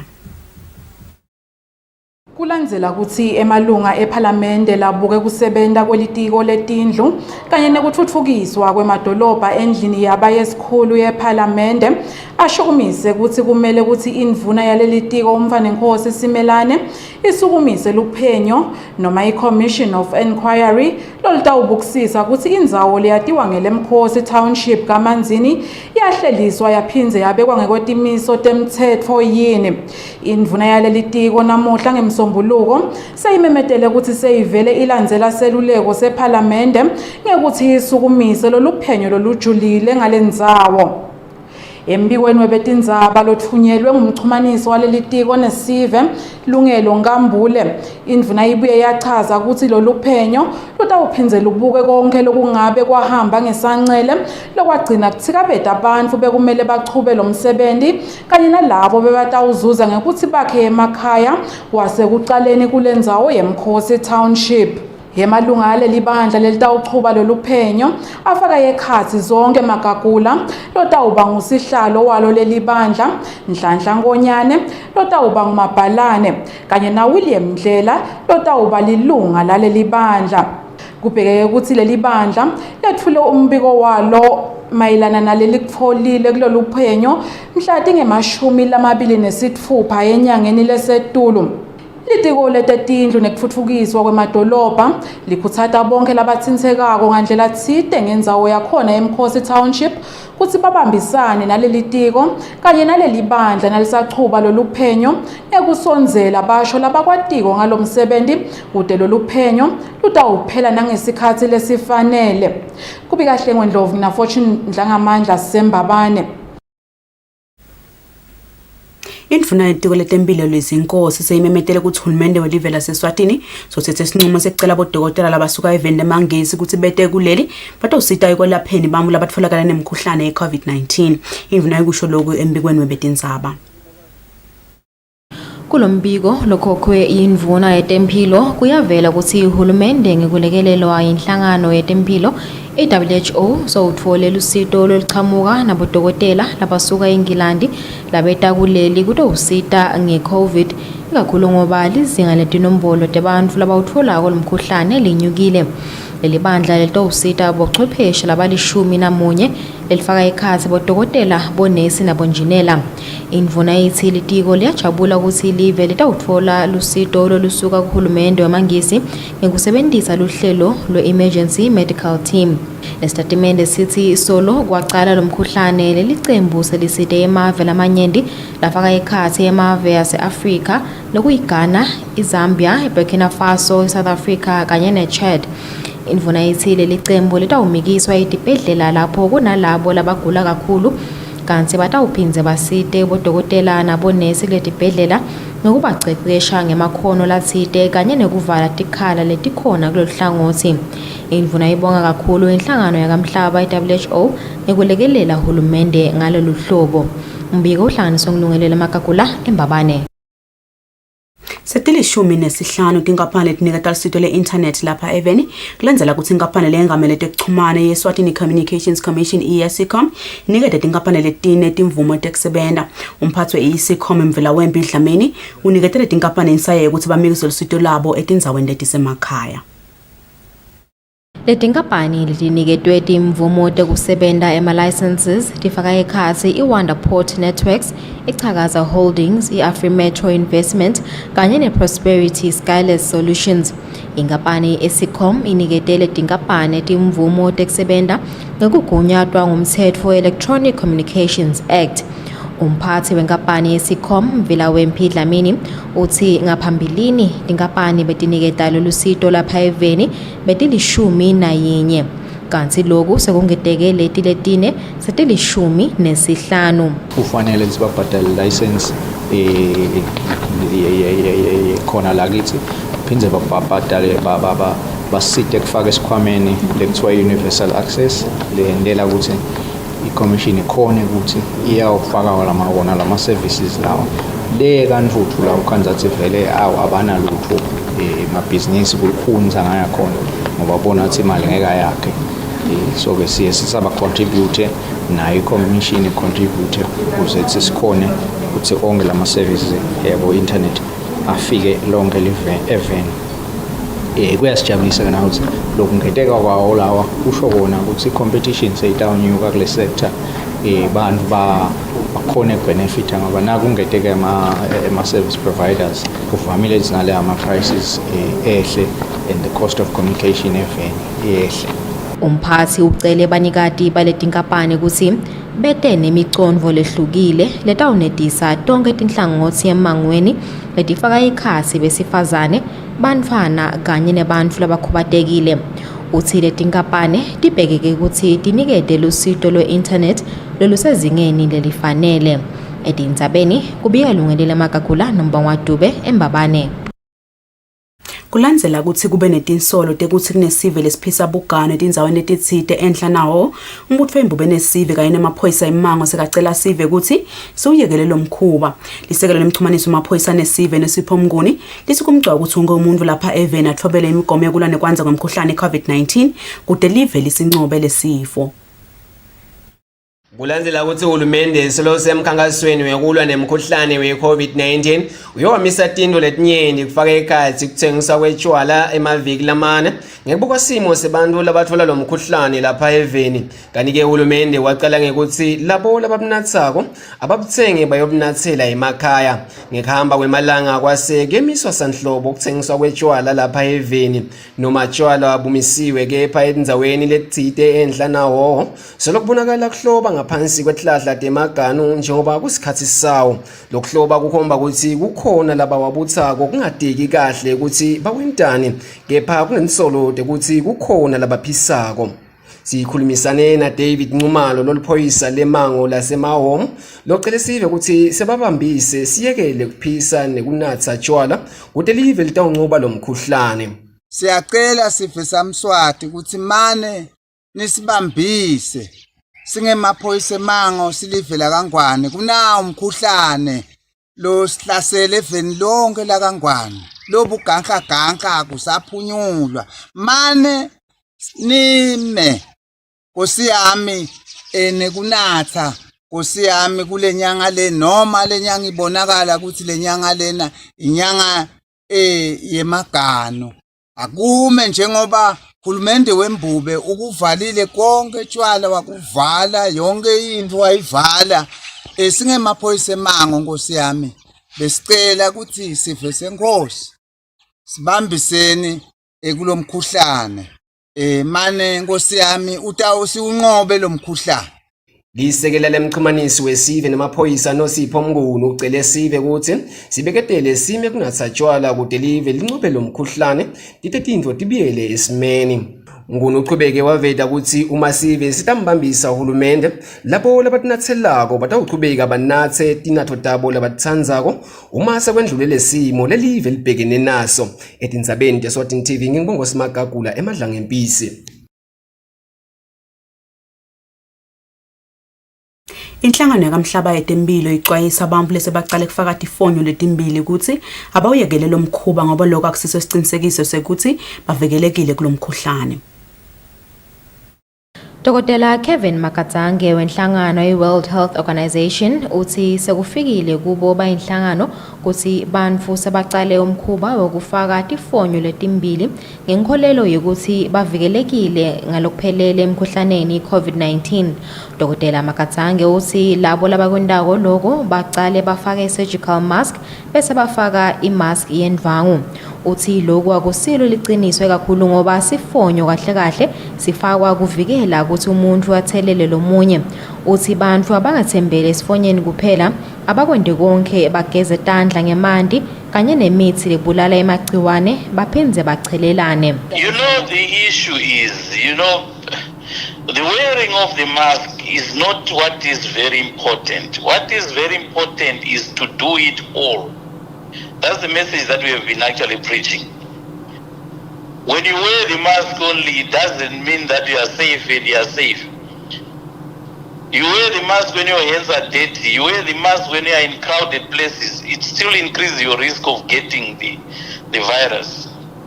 So if you want to be safe from the virus, you have to do it all. Wash your hands, wear your mask, watch your distance, avoid crowds, avoid confined spaces, avoid close contact. Do it all. That's what will make you safe. So we have been saying that actually wearing of the mask at times it gives you a false sense of security. That now that I'm wearing a mask, then I'm safe from COVID. There are a lot of other factors that actually makes the risk of for COVID higher. So we say do it all. Whilst you're wearing the mask, even if you wear 10 masks, still you have to do all the other things. The mask itself will not protect you. And I think we have been saying that the mask doesn't protect you as an individual. It protects the person next door. If I have got COVID and then I wear a mask, I protect the person because it prevents my droplets from going to the other person. So a mask doesn't protect me. It protects the person the next person. Makatsange uthi noma ngabe umuntu angafaka tifonyo letilishumi akumnike isiqiniseko sekuthi uphephile kuleli gciwane. Etindzabeni kubuye ilungelele eMagagula eMbabane. Balimi belilayisi benhlangano umkhovu Multipurpose Cooperative Society emvembili kawo bathi kuna kwelitulu ngemandla kulamalanga kubasiti lokuyaphi njengoba kubalela kwelanga kubende bangakhona ihlanya lilayisi eminyakeni lophelile nakothwasa hlobo noma timakethe talesilimo betiligadze ngalabovu lilayisi labo. Sihlalo wenhlangano yebalimi umkhovu Multipurpose Philisiwe Vilakati uthi timvula tiphute kakhulu kufika lonyaka lokwende bangakhoni kulima letinye tilimo letifaka ekhathi lilayisi lokusilimo lesidzinga kakhulu emanti. Vilakati uthi lonyaka bebatimisele ukuthi bayilime kakhulu ilayisi kodwa ngenxa yokuthi timvula tiphute kuna babese abasayilimi sanhlobo. Siyasibhede nga-August masibheda i-rice and sibheda sesibonelo ukuthi litulu likhona. So kwasha August, September solo singaliboni litulu, October vele sisuke bese lapho sesiyabona ukuthi ngeke sikhone kuyilima i-rice because sibheda nga-August bese ke nga-September ekupheleni kwakhe siyacala siyahlanyela. So nalicala ngabe lona litawucala nga-December vele kithi bese kulate kakhulu ukuthi singalima i-rice. Vilakati uthi ngenxa yekuguquka kwesimo selitulu lesingacondzakali bamosheke kakhulu ngetibhidvo lebebatlimile letishe tangcongca ngekushisa kwelanga kwathi leto letisele tacedziswa timvula letine ngelidlame evikini leliphelile. Lebesimile matamatisi nabo maklabishi nabo green pepper but kufile vele njengoba ubona nje nalapha eceleni kwendlela nanga emaklabishi nanga yakhombisa kufa akuvani nalotimvula kakhulu akuvani futhi nalokushisa kakhulu. Lesingathi kumbe kungcono ngilombila but nawo awufuni lamanti kakhulu njengoba ubona nje imena inje akukhonakali kusebenta noma sesifuna kudeza silime lokunye akukhonakali ngoba akomi lapha sithi sisabuka kuthi kuyomaphinzeline futhi litulu. Inhlangano umkhovu multipurpose iyaye ithengisele inhlangano isisimo rice cooperative lebese ithengisa etimakethe letinkhulu talo lilayisi kuleli nangaphandle kwelive. Kanti lenhlangano yebalimi ingulenye yetinhlangano letisebenzisana kakhulu nelitiko letekulima ekutheni umkhicito wayo lofaka ekhathi umbila lilayisi emabhonjisi kanye netibhidvo umikiswe etikolweni letitsite letisenhla nesifundza sakaHhohho. Etindzabeni kubika Phumaphi Msweli, eMvembili. Umphathi wehlelo lokukeleka umthelo wabomabonakudze Mordecai Donga uthi inombolo lebambu lababhadala umthelo wabo kabusha eminyakeni wa-2020 bangedeke ngetinkulungwane letingetulu kwesithupha 6,000 nabacathaniswa neminyaka lophelile kanti labo lababhadala lo mthelo kwekucala bangetulu kwetinkulungwane letimbili 2,000. Umphathi weluhlelo lolubutha umthelo wabomabonakudze Mordecai Donga uthi lihovisi labo nalo lathi kabeteka ngekuba khona kwe-COVID ikakhulu etindzabeni tekubhadala njengoba bantfu labaningi balahlekelwa imisebenzi yabo. Uthi kodwa leli hovisi lenda licebo lokuhlangabetana nabo. Uthi nome kunjalo babone ukuthi linyukile lizinga lokubhadalwa kwemthelo eminyakeni wa-2020 ekucathaniswa neminyaka wa-2019 lokusho ukuthi yiningi imali lengenile eminyakeni lophelile. Uma sibuka nje inyuke nge-more than 6,000 lama license renewals abuke nge-more than amakhulu ayisithupha which is 6,000. Uma sibuka lama license lamasha sibuka akhone ukunyuka nge-more than 2,000. Okusibukisa ukuthi no abantu bayajabulela kubana babhadale mabona ukuthi uma si analyze sibona asikafiki ku etulu lapho kumele sifike khona but sinethemba ukuthi abantu abasemakhaya bazokhona ukuyilalela le message yokubana babhadale mabona ukuthi and we expect this year again ama figures ethu akhule. Uma ungabhadali license yamabona ukuthi wakho siyakubopha ngithanda ukusho iqiniso. Donga unxusa eMaswati ukuthi yawabhadale ngoba lilanga lokugcina kubhadala lebelingumhla ka-31 December eminyakeni wa-2020 angeke lichubekiselwe imbili kanti labo labalahlekelwa imisebenzi abavele kuleli hovisi kukhulunyiswane. Uthi ngekuba khona kwe-COVID kwamiswa kuvakashela abantu ukuhlola ukuthi babhadele yini kodwa basebenzisa ubuchwepheshe ngokusebenzisa imininingwane labanayo emishinini yabo ukuhlola labo labangakabhadali nalabo lababhadele. Uthi lo nyaka batawubopha abantu labaningi labasolo bangaveli kutobhadala. Etindzabeni kubiya ilungelela Makagula nambongwadube eMbabane.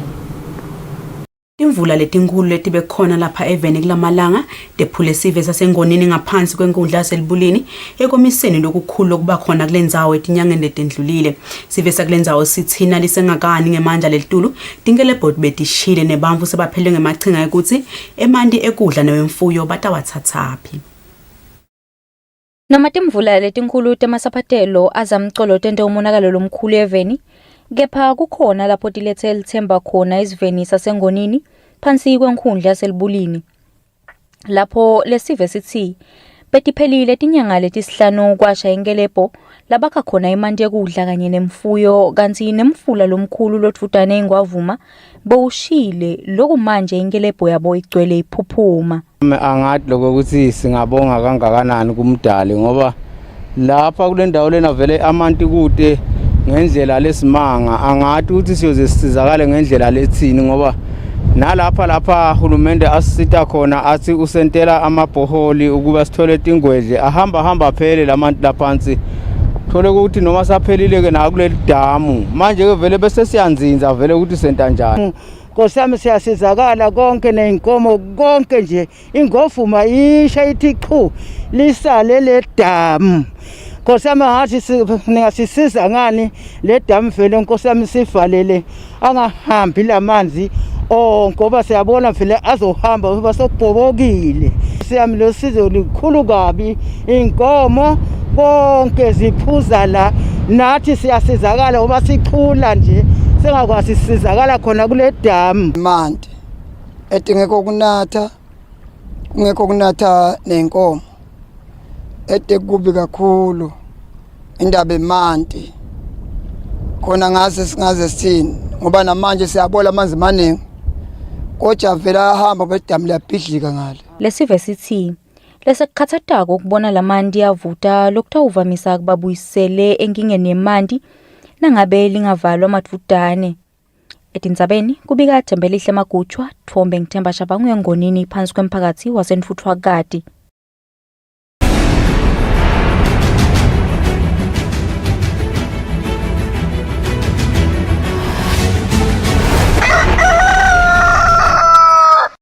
Nge-19 sabeni tethu temidlalo. Qiniso Mathebula lesekomiti lenhlangano edlalisa umdlalo we-chess lapha eVeni uthi basalungiselela kusukumisa imidlalo etedlala ngedebuchwephesha ngemacembo akuleli. Mathebula uthi lokhu kutosita kwenta abadlali bahle badlala ngaso sonke isikhathi. Kulesikhathi lapho khona temidlalo timisiwe kanti futhi kungacaci ukuthi tiyoze tichubeke nini. Tinhlangano temidlalo kuleli tibhekene nebulukhuni bekuthi baqhamuke netindlela litawenda ukuthi bangalahlekelwa abadlali noma ke futhi badlali babo bahlale bawudlala lo mdlalo ngaso sonke isikhathi. Ikakhulu ke leto tinhlangano temidlalo tisetincane eVeni. Inhlangano ye-chess lebe seyiqalile imidlalo yayo lephindze yemiswa. Ngekuba ke lokho seyithethe kesinqumo sekuthi ihlele kusukumisa imidlalo letodlala ngedebuchwephesha. Qiniso Mathebula lolunga lelikomiti kulenhlangano uyachaza ngale midlalo kusitawudlala kanjani. Sisemkhankasweni wekuhlanganisa ileague letawudlalwa ngomabona kudze kulo mdlalo we-chess ngesiswati lesingathi yinjula buchopho. Lo mdlalo lona ke utawungenelwa ngema-club noma ema-team registered ne-Chess Federation yakangwane. Sikhathe ukuthi ke atawuqala le midlalo lena kudlalwa ekupheleni kwayo lenyanga lesikiyo yaFebruary noma ke ngekuqala kwenyanga yaMarch. Tingcinamba letikhona ke ukuthi njengoba nje sesidlala online kufuna sikhona kubhasobha indzabade kudojana nekudlala ngekungekho fair so ukuthi ngeke ama-resources lamaningi lesethembako ukuthi siveza Nkosi Mswati sitawukhona ukuthi sisite sisilekelele si-federation yakangwane ledlalisa i-chess. Mathebula uthi le midlalo itosita ukuthi bantu bangahlangani kepha ke baqhubeke nekudlala lo mdlalo. Lokungathina kuhamba kahle baqhubeke nekudlala imidlalo yabo ye-league ngalolu hlobo. Mathebula uphethe ngekukhuthaza bona abadlali ukuthi batiphathe kahle baphephe kulomkhuhlane. Bebekele umsakazo weSwatini TV temidlalo ngiphathiswe Msibi eMbabane. Mala ngilamahle sifika kanjalo kumaphethelweni ato tindzabade lebete sibili kulolu suku lesikhathi samanje siyakhona editolo sibe siyachubeka nalo luhlelo Kusile. Good morning.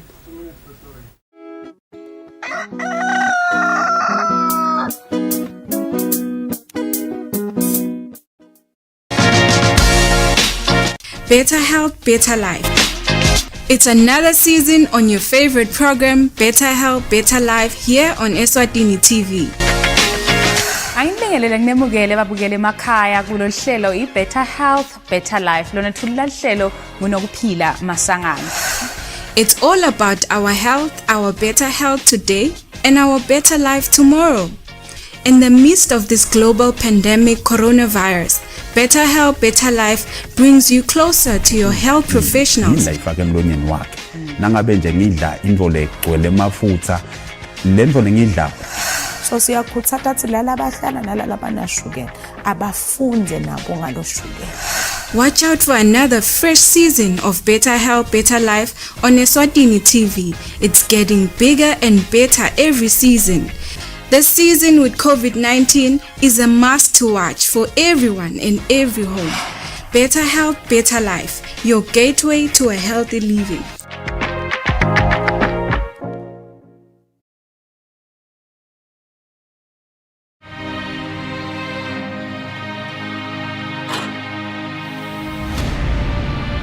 bathi yonke imvutho idla umgwaja wesagila sayo. Lokhu sikubita ngokuthi kuphanda estradini. Ngenda emasamusa. Ngenda ibhizinisi yokuthengisa ama-chips nemaveji.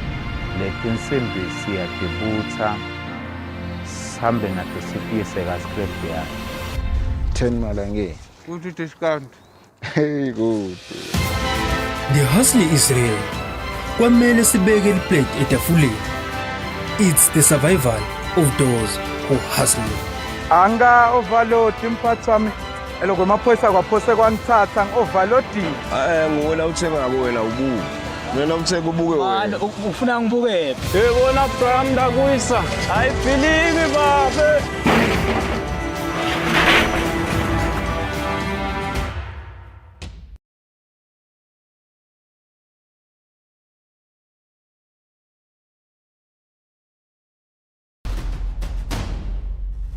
Sinenhlandi lenkulu lokusafuna siyithosa.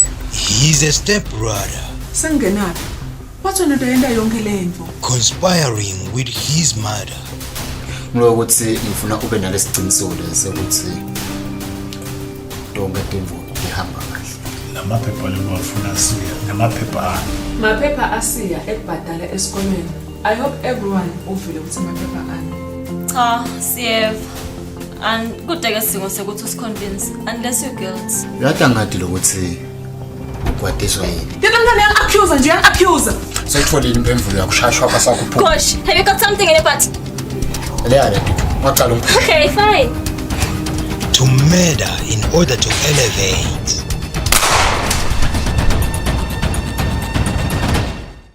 Though everything comes with consequences. Ngisaneliso lo mngane ngesakhula naye into ngesebe. Wamukelekile mfana wami lapha ekhaya. Hayi, siyena. Ngiyabonga kakhulu manje. Nami ngithi ya, alwehlanga lo ngehlanga. Siyabonga mfana. Don't miss The Village on Eswatini TV.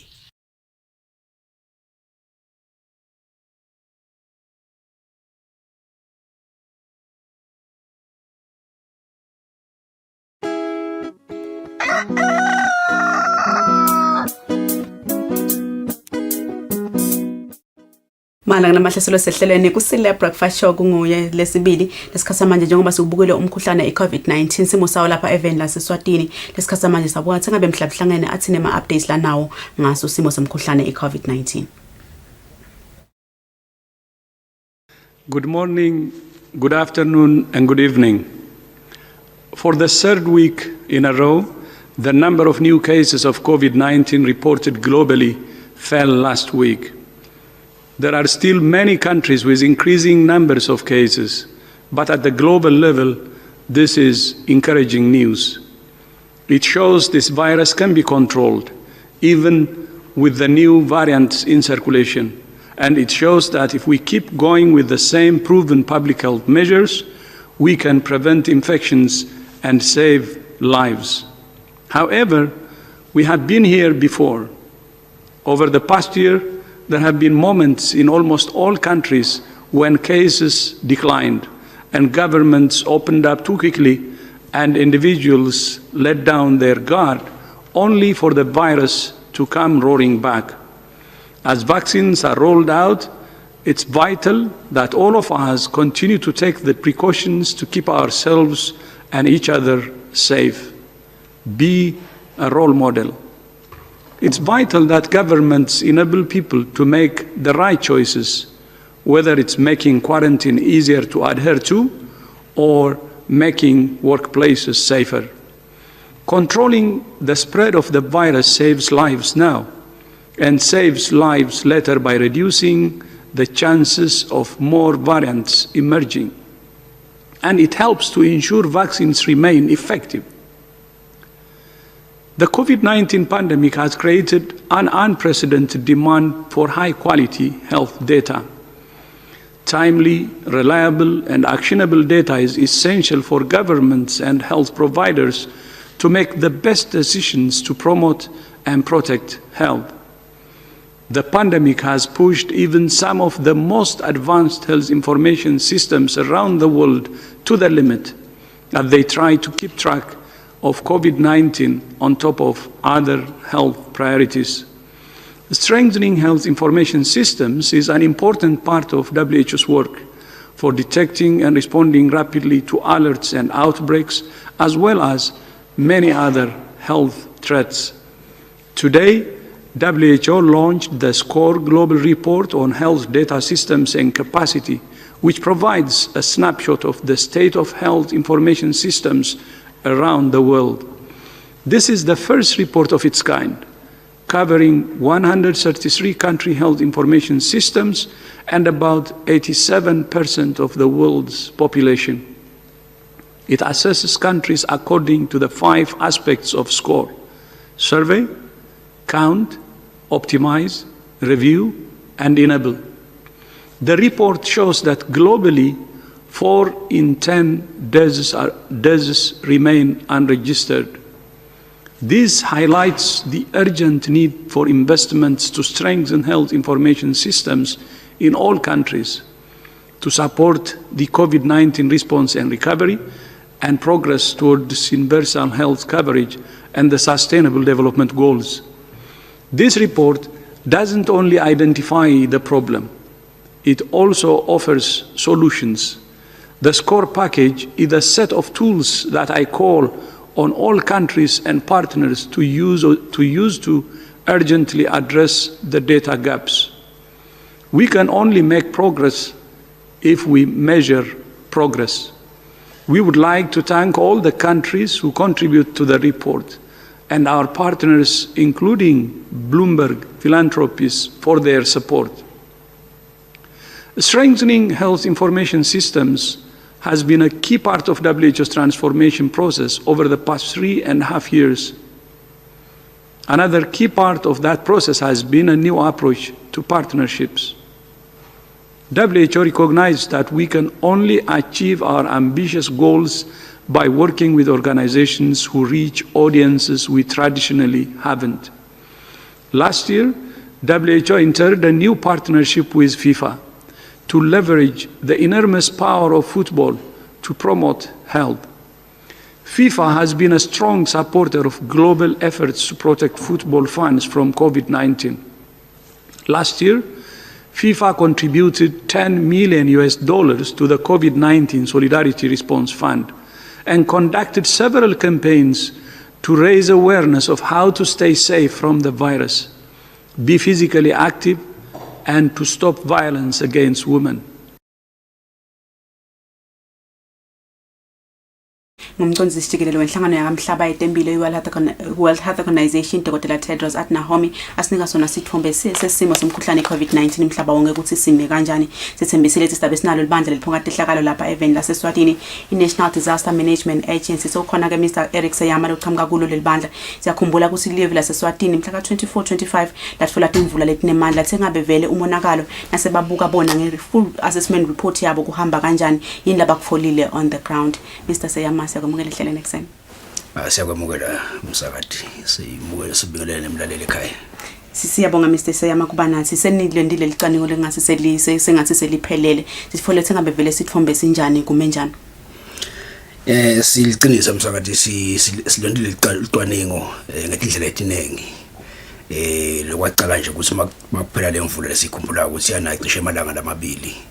Yaqala yaba umonakalo kwabiwe umonakalo yemigwaco kwabiwe umonakalo yokugcwala kwemifula yabiwe umonakalo yokugedwa amablo nebantu ukutsilekelwa tindlu netsilekelwa amabonza sasukuma ke vele nje ngelibandla leliphunga tehlakalo into action saqala sasesiyase ndi assessment ubona lokho umonakalo unganani kepha kulapha imbovu libokhanza ukuthi before sikhanze ukuthi sicala sendi assessment bekuvela sifike silo umuntu simsidi sistema sibuka ke sakhanza ukuthi cishe tonke lonke livela kangwane lo monakalo latsinzeka ngendlela ehlukene ikakhulu imigwaco ikakhulu bantu imphefumulo yabo nje njengaloko sikhumbula ukuthi kunala khona labasishiya ngakubona ngasona leti mvula nokuthi khona labayo kanza ukuthi kwalimala emablow nemigwaco kugejuke emgwaco eceleni kugejuke imiblow lenye lihambe njengaloko nje sinato thombe nasemaphepheni nani bemsakade besona likuveta lokho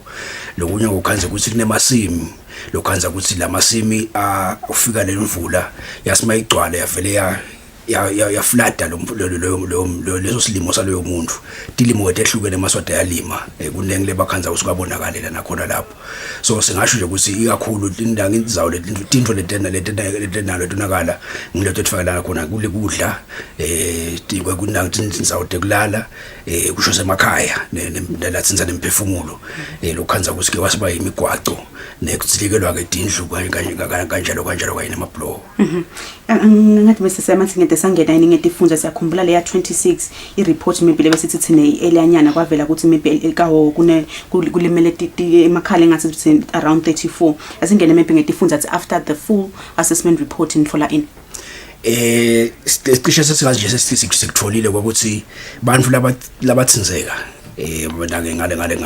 ngalesimo bangetulu kwa 2000 aba 2015 labathinzela ukhanza ukuthi mawungasho ukuthi badzinga lesithu ngasho badzinga lesithu kepha ke siyathi si bantu abafanani lo munye uyadzinga isithu esivele kude akanabani akanalutho lo munye semtsala lo munye ukuthi ukhanza ukuthi ngemaofo ngebananga labantwana labanganabani kodwa nje sebabonke abantu abathinzeka bangu 2015 ngetigotsi lesathinzeka kakhulu isigotsi sashishiselweni lapho ukhanza ukuthi bangu 65 bantu labavelile lokuthi bathinzeka bese kuba baba 225 bese bangamanzini bang 442 kanzi elbonjeni bangetulu kwa 360 labathinzekile labatsinga ukuthi kumbe ukhanza ukuthi bathinzeke ngendlela ehlukene njalo ngisho labanye bathinzekelwa indlu iwe yonke lendlu labaye ukhanza ukuthi kuwalibonza labaye ukhanza ukuthi lendlu takhe betitimbili engcekutsilekele enye like khona lapha ekhaya ebaleni ngifuna singene ke Mr Sayama sibabonile maybe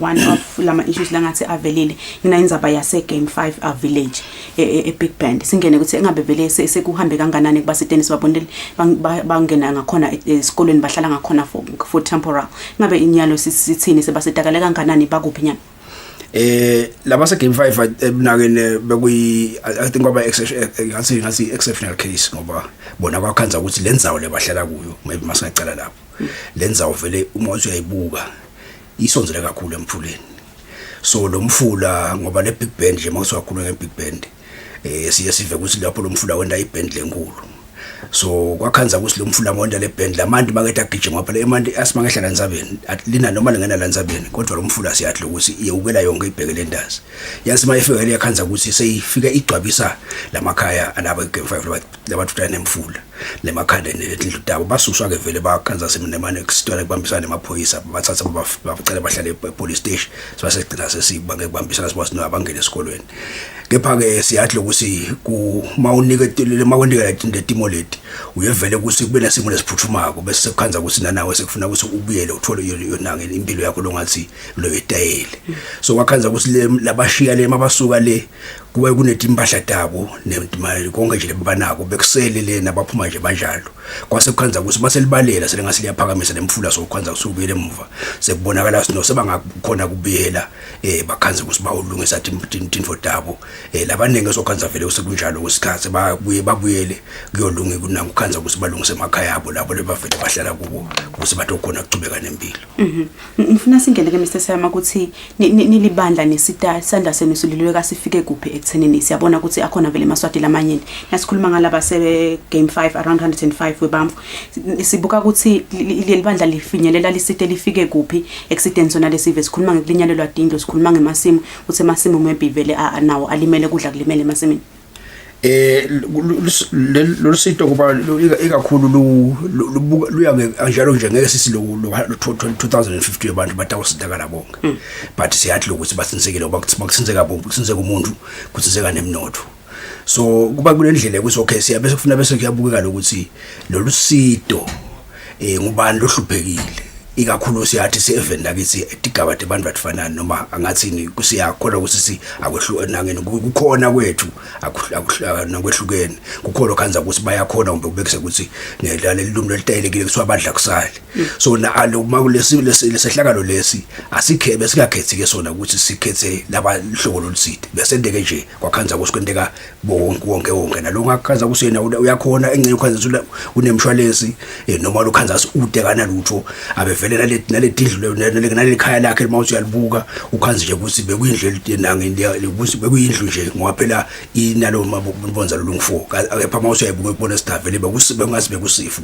uma wabeka lo nawe leyo ndlela le ukuthi lo muntu udinenge idindlu lokhanza ukuthi tiyamenda ukuthi angakhona kwakha indlu lephilako lokunye lokhanza ukuthi kulelo lokhona ukhanza ukuthi labantu labanye siyakhanza lokuthi uyende ukhanza ukuthi lo muntu akakhe enzaweni lefanele singabe wakha kuyo so ukhanze ukuthi bese wakha lenangi lendlu yakhe noma lelikhaya lakhe alakhe libe temporary so labantu awusitakala kakhulu ngasho nje ukuthi sitakubona ngilapho lokhanza usibasole kakhulu anceye labadzala engcenye ngilabancane labangana abantu labadzala labasitako dalaba labadzala ukhanza sabantu abanifana nabasitako sidaba labo caba nangeni lo mgomo wenango wephunga tehlakalo uyavuma ukuthi bangasitakala lapho kepha ke nakhona lapho sesishito njalo siya sinango kunako lokuthi sitawukhona ukusita kahle uma khanza ukuthi nekuhlala kwakho la ukhona khona kusemthethweni akusiki ukuthi ukhanze ukuthi umbe nje boso uhluphekile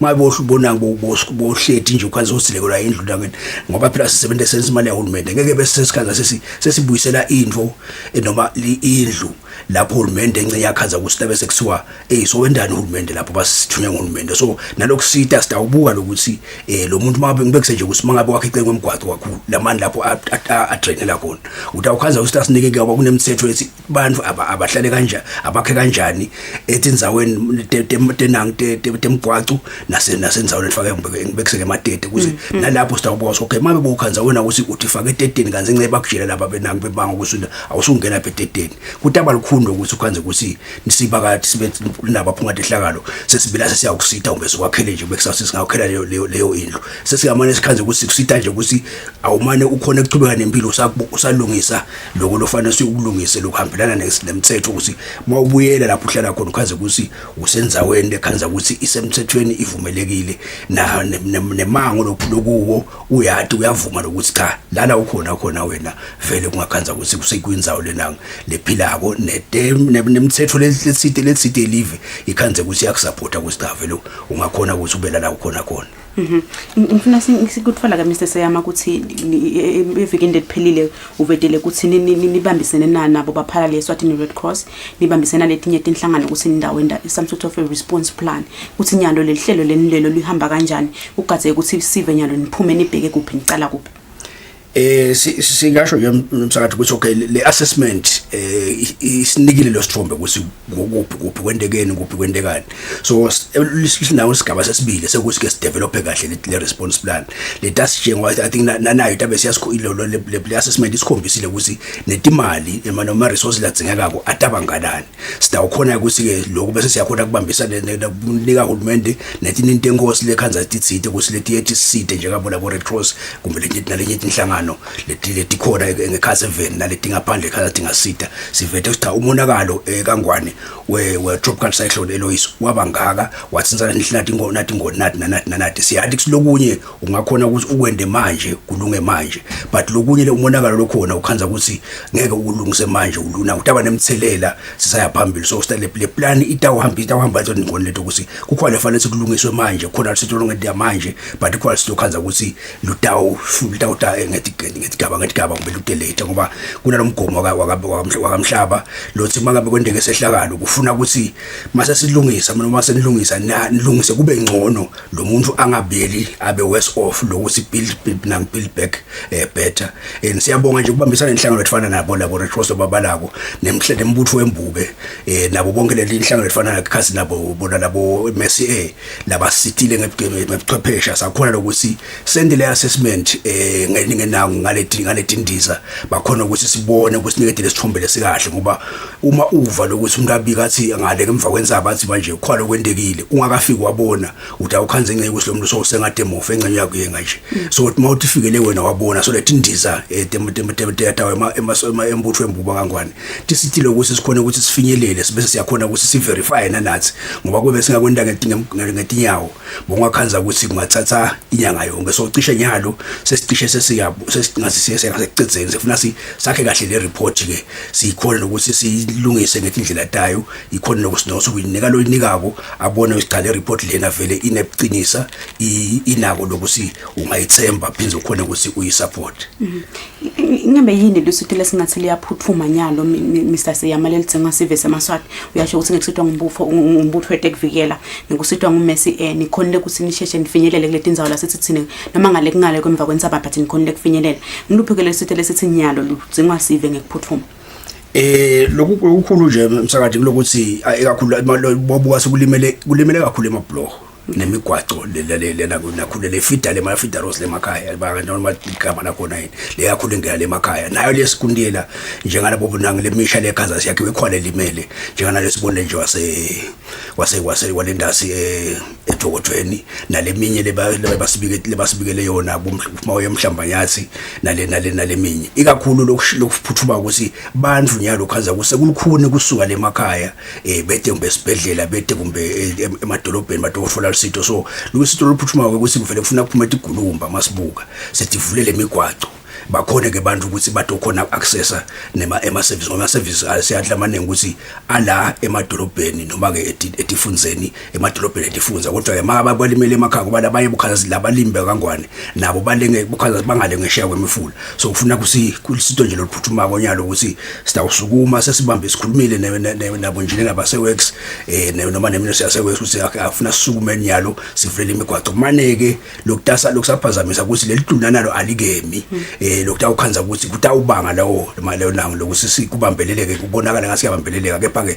sumende nje vele siyathi usukumile manje ukuthi athathe igulumba atifake emgwacweni divule leyo indlela maneke bantu bakhona lokuthi bahambe batokhona ukuthi ngoba siyathi ukuthi simo nesempilo kulamalanga kunetifo letithite lidzinga abantu bashe bafike esibhedlela so sikwende ipriority lokuthi bantu banake imigwaco zabo lokuthi ivuleke bantu bakhona kuhamba nalokunye ukuthi ke labo ke njengalabo nje lokuphuthuma lokuphuthuma akufanani labo nje bosibekise ngabo sibathatha babekise esikolweni nawo bekuphuthuma lo bekuphalala sabathatha sababeka lapha nasabanika ukuthi makhona ukuthi badle sabakhona kubanika nedingubo dekulala leso sikhathi leso so lokunye ngikhaza lo muntu uhlukumetheke kanganani yena ngaso sikhathi ngisho njalo angifoleke Mr Sayama ukuthi nasikhuluma ngalesi sito lokuthi kukhona labathola lisito nyalo from NDMA kukhona maybe la ukhanza ukuthi sizibona NDMA nakhanza ukuthi vele letindlu dilimele aqhamuka afike afake maybe lelo sela lafaka kulanga eDulu kuthi sigaze ukuthi maybe labamfu batawufola lesito letindlu letibalaka lesito athine vele bahlupheke kakhulu batawuqala maybe ukuthola lesito letindlu nini batawuthola lesito lokudla kuze kube isikhathi lesinganani lapho msakathi kulokuthi okay angithi ema determinants manengana ngoba kufunekana nama resources so singafisa ukhanze lokuthi besingathi ngabe sesicale siyagijima lokunye kodwa ukhanze ukuthi ngenxa yema resources obabancane kuta ukhanza ukuthi kuyasibambe bambelela siyesakha kahle lohlelo nanathi ngoba lokwendekile asibekise nje ukuthi laba labazele yodindlu bakhona nalabanye bevele ukhanza siyabasita ngoba besike seva nje ngibekise ngaseshiselweni enyangeni lepheli noma amavikini lamathathu lapheli before lokwendeke lokho kuthi khona lapho ukhanze lebondase bolibulini kube khona lokuthi bantu bathilekele kuba balinyelele emakhaya ngenxa yalolu dulo so lolusito lolu selungede lenang lenkinga kalebe vele sinayo ukuthi bantu khanza ukuthi makunelitulo ehlobo kuba khona lokubehlekana kanako bese badzinga ukuthi basitakala so sita ukuchubeka ngaleyo ndlela leyo sikhanze ukuthi siyabasita ema resources singaloku so allocate khanza ukuthi sikhazisa ukuthi maybe ngoba lesimo njalo usibeksathi liyana namhlanje belina licishe linebusuku bonke lamba abantu sisethe ayikhanzi mstayithola imibiko ukuthi ukhanze sikhona labayena abazilekelwe njalo kusifina nje bengilalele umbiko emaphoyisa nyalo kuseni kusasakhona emablow lamayena babikasa asavalekile mawusuke ebhunya emhlambanyazi sikuthi umgwaqo wanange nematshe avala umgwaqo so sethile timo solotia tiyangetelana so kuthi ungasi le ngeke uyibekele program usitaba static ukhanza ukuthi uyakha le ubuka ukuthi khona lokuqhamukako bese uyakhanza ukuthi uyaaccommodate uzokhanza ukuthi masimo sesingcono so ungasho ukuthi hayi no lena nawuqhubeka ngasikhathi esithi sishiye indzaba lenye Mr. Tseyama ukuthi engabe nanihlola sibonile ukuthi imifula solo ichubekile leminye iyaqala njengoba ubeke isathi imvula livezelo liyachubeka litfola dona imvula kuthi engabe nanithola senigcine senicwaninga ngigcine ethi bangakhe bamvula bagcine bashiya ngenxa ya dona imvula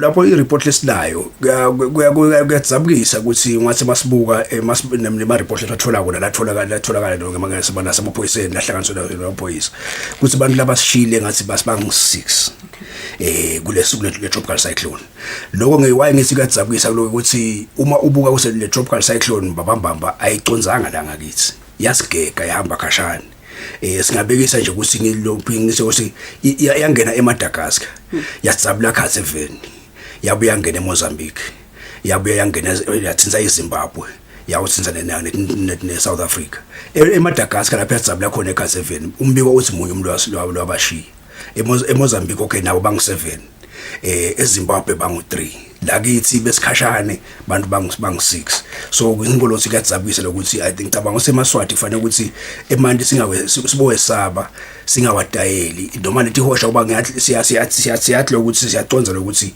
sike saba itihosha ethi nengi bese tite mandi isikhahle esithe so bese siyadela nje siyawela la so mase kulala mandi asimane setame lokuthi singayi emandini ngabekisa nje ukuthi ikhona experience lesake lengeke ngaba nayo ukuthi eCairo na Egypt basilana langa lonke lana lonke bathi kwase after lunch bathwa no hamba nemakhaya bazokuthi wasindawo ndanda base babakala lemvula bakhanza ukuthi only 2 mm of lemvula but lokuthi labantu lamvula abakazange basisesi enakeni abayesaba baphepha kude lwaba lenkingi so nanathi masibona elidulina kanje asimane sizame lokuthi siwesabe emanti singajayeli ukuthi obune ngijayele kwewela lapha ngoba ikakhulu nje lemfula yakithi ithi hosha so la i-run off lencane noma ekugijima kwemanti okuncane ukhanza uyagubha lo mhlabathi bese ukhanza ukuthi la bengathi lo sihlaba sisihleti la asisekho utawuthi uyanyathela ukhanze sonyasele emgodzini so uyawa mawuwa lapho emanti agijima etu wakho so uyasilimalela so sixwayiso nje lesikhulu nesicelo ukuthi ekhuthatha sive ukuthi asimane imifula singayinange siyesabe emanti singawedayile emanti vele ayingodi ayabulala ngifuna ngena Mr. Siyama ukuthi engabe ngwaphi maybe some of the challenges leni wafacile nisaya khona esiveni sobuka sisive silinyalele kanganani nisaniketa lolo sitho lengakhona kuliniketa ima challenges la khona ngasho lokuthi ukuhlupheka noma kweswela abantu baswele bawuchamuka nje uNDMA wona usutota usetata neassessment bantu bacabanga ukuthi asolethela usito so bese ukhanza ukuthi kumbe akusakhona ukuthi akasakhona ukulalela ngoba lo muntu wena ugathe mawusesimeni lesibucayi ukhanza lokuthi awude sikhathe kumela ukuthi mina ngisafuna usumbuthe kodwa kulimala kwakho kunganani kepha ke sine ngale kusingala undlela ekusebenza kufanele uqale lapho utowathi lokuthi lo muntu amsita ngalesidingo sakhe so ngazi nje kakhulu ngiloko ukuthi ukhaze ukuthi okay singabonga nje kubambisana ikakhulu nemibutho nalabo lasebenzisana nabo labufanakazi labo Red Cross whatever imbutho wetembube wembube emasoja nawo bomaphoyisa ukuthi bokhanza ukuthi masimemeda sithi asibambisane nesibuke nako noba sibonisane la ukhanza siyasukuma kodwa ngoba uma kube singakwenda sisodwa singendime bongakhanza ukuthi asithatha liqi so ngilawo nje ama-challenges ukuthi ukhanza ukuthi lesimo lesikhona kulamalanga sikhanza ukuthi siyastretcha ngoba kunabo COVID ngala kunabo qhamukabo Eloise dinenge lethi itimo lokhanza ukuthi khona emango njalo sibevele ethi khona leti lesesiphila nato lesathi sibantu balabo badzinga ukuthi basidakale so ngiloko nje ukuthi sekunengi lo khanza ukuthi nyalo live fanele sibhekane nako lo ngathi kutehlakalo ngasikhathi sinye ngifuna ukuthola ke Mr. Siyama ukuthi kukhona yini maybe lenye licwaningo lendalisukumisa noma letinye izinto edibukile ukuthi kakhulu kade nasikhuluma ngokuthi noma usho ukuthi elowesithine usigegile silive kepha sitfole imvula letinemandla bese sekuthi bese kuba nemithela leminye lese ivuka lokungakhanza ukuthi maybe ngibekise ngithina kunetimvula letinemandla kuba netifo thide lese bese tiyabhedvuka. Lokho kukhona umsakathi ngicabanga ukuthi sinako siyinhlangano wena nge-NDMA sinako lokusebenzisana kakhulu nayo ngibambisana ne-university futhi imani bethu dala sithi uba sidibana nedimo lethu sibone ukuthi okay singabambisa kanjani ngoba kuze sikhona nathi ukuthi sibe ready kuthi ngalokuthi sibe nalokuthi nekwathi ukuthi makuqhamuka lo ukuthi asilimata kanjani makuqhamuka lo so lama scenarios siyawadzinga so sinako lokuthi nje naye lo LOS lo lebenake besikhuluma nomcondiso wakamethe nje ukuthi kuyadzika lokuthi sesim-understand lokuthi mbamba LOS ngoba phela kwathiwa uhamba khashana kwabe sekwendeka lokuthi bese ukhanza ukuthi sine silapha khashana maybe so affecta kangaka so kunenge lokudwadinga lokufanele sikwendeke not only ka NDMA but even esingakhuthaza ukuthi abangene labafundi nabo bathathe babonele amathuba ukuthi asi-understand i-environment yethu si-understand lethi sithinsa ngoba siyathi ukuthi i-ecosystem ngabekisa kanjalo yinye lokhu kudala lokhu so kuyadzika lo si-understand sokhona ukuthi ema-plans nema-response systems ethu ne-readiness ne-preparedness yethu khanze ukuthi ikahle kakhulu ngoba we understand ourselves and we understand our environment. Engabe Mr. Siyama sive semaswati lesikhathi lesi singalibambisa kanjani libandla kufinyelela kunabamfu lesithi thine bathika beteka kakhulu futhi singalibambisa ngani? Singabonga umsakathi ukuthi ukhanze ukuthi sive emaswati ngeculture yawo ayasitana ay community so singabonga lokuthi ukhanze ukuthi njalo ngibekisa ukuthi khona abantu okhanza ukuthi labaye basidima basitakala balinyalelwa bangakhanzi ukuthi bagijima base badawute embabana ngoba base bathifaka engodini so sive masinako lokho lesincane asimane siside lo bumakhelwane asibanzise sikhanze ukuthi siyaselula sandla siyamsida makhelwane lokhanza ukuthi usenkingeni nekuthi ke mabe sikhanza ukuthi nangeni ngibekise njengalapha kaMesi bazivetele ukuthi bona bayi charity bayi non-profit organization but basi babeva ukuthi kangwane kunenkinga bagijima beta kangwane basi basusoyini basokuthi beve bakhanzela ukuthi bona beva ukuthi babusisekile basi kuze babusise ngoba babusisekile abantu babusisana nabanye abantu so leso stila kuleso spirit leso ukuthi nanama ngikhanza ukuthi ngiyabona ukuthi ngiyabonga nako ukuthi uNkulunkulu ungibusisile ngalokuside angibe sibuso angisebenze lesibuso sami kuba sibuso kulomunye bangathi letinto ke lekhanza bangathi letha la ka-NDMA ngoba NDMA at least yena ngasho lokuthi ngaphandle kwekuthi ucoordinator inangeni lama emergency responses unawo nawo ukuthi insanza ne delivery uyadata usithi kuphi so maba kulethile ka-NDMA siyabe siyakhona siyakuthatha mangabe kuvela sehlakalo simule sehlakalo sesiyakhona usichannel sikumikise lapho kunekuhlupheka lokukhulu khona kafishana Mr. Siyama ngathini singahambe cha singabonga lethuba nje umsakade lokuthi nisinike lethuba sichazele sive ukuthi kwendekeni nekuthi ke sixwayise simane sicele nje siveni ukuthi asimane sibambisane silive nguloyo muntu athi manje i-safety kube number 1 priority la kulesikhathi se-COVID sikhona lokuthi ngoba siyabona ukuthi le timo kulamalanga vele tinkinga tinengi lehle khanza ukuthi siyasi-challenge sibantu ekuphileni kwethu. Siyabonga kakhulu Mr. Siyama kubanasi lomhlekisane ehlelweni. Siyabonga msakade. Manda nginamahle behlesana naye Eric Siyama lochamuka khona ebandleni eliphunga ehlakalo lapha eVenda Eswatini sibuka sona simo singabe vele emaswati alimele kanganani etimvuleni lititfolo live emavikini laphelile lesikhathi manje siyakhona ititolo etifishana sibiyeza lephetha luhlelo Kusile kodwa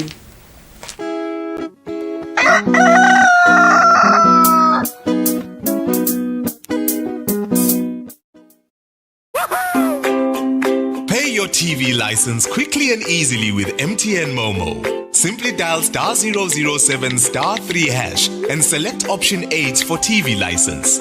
Enter your national ID number as your reference and the amount you wish to pay. Then enter your PIN to confirm your payment. Once your payment has been made, you'll receive a confirmation SMS of your payment. If you're a first-time payer, you get another SMS for your TV license. So legalize your entertainment from the comfort of your home. Pay your TV license the easy and convenient way with MTN Momo. Everywhere you go, MTN.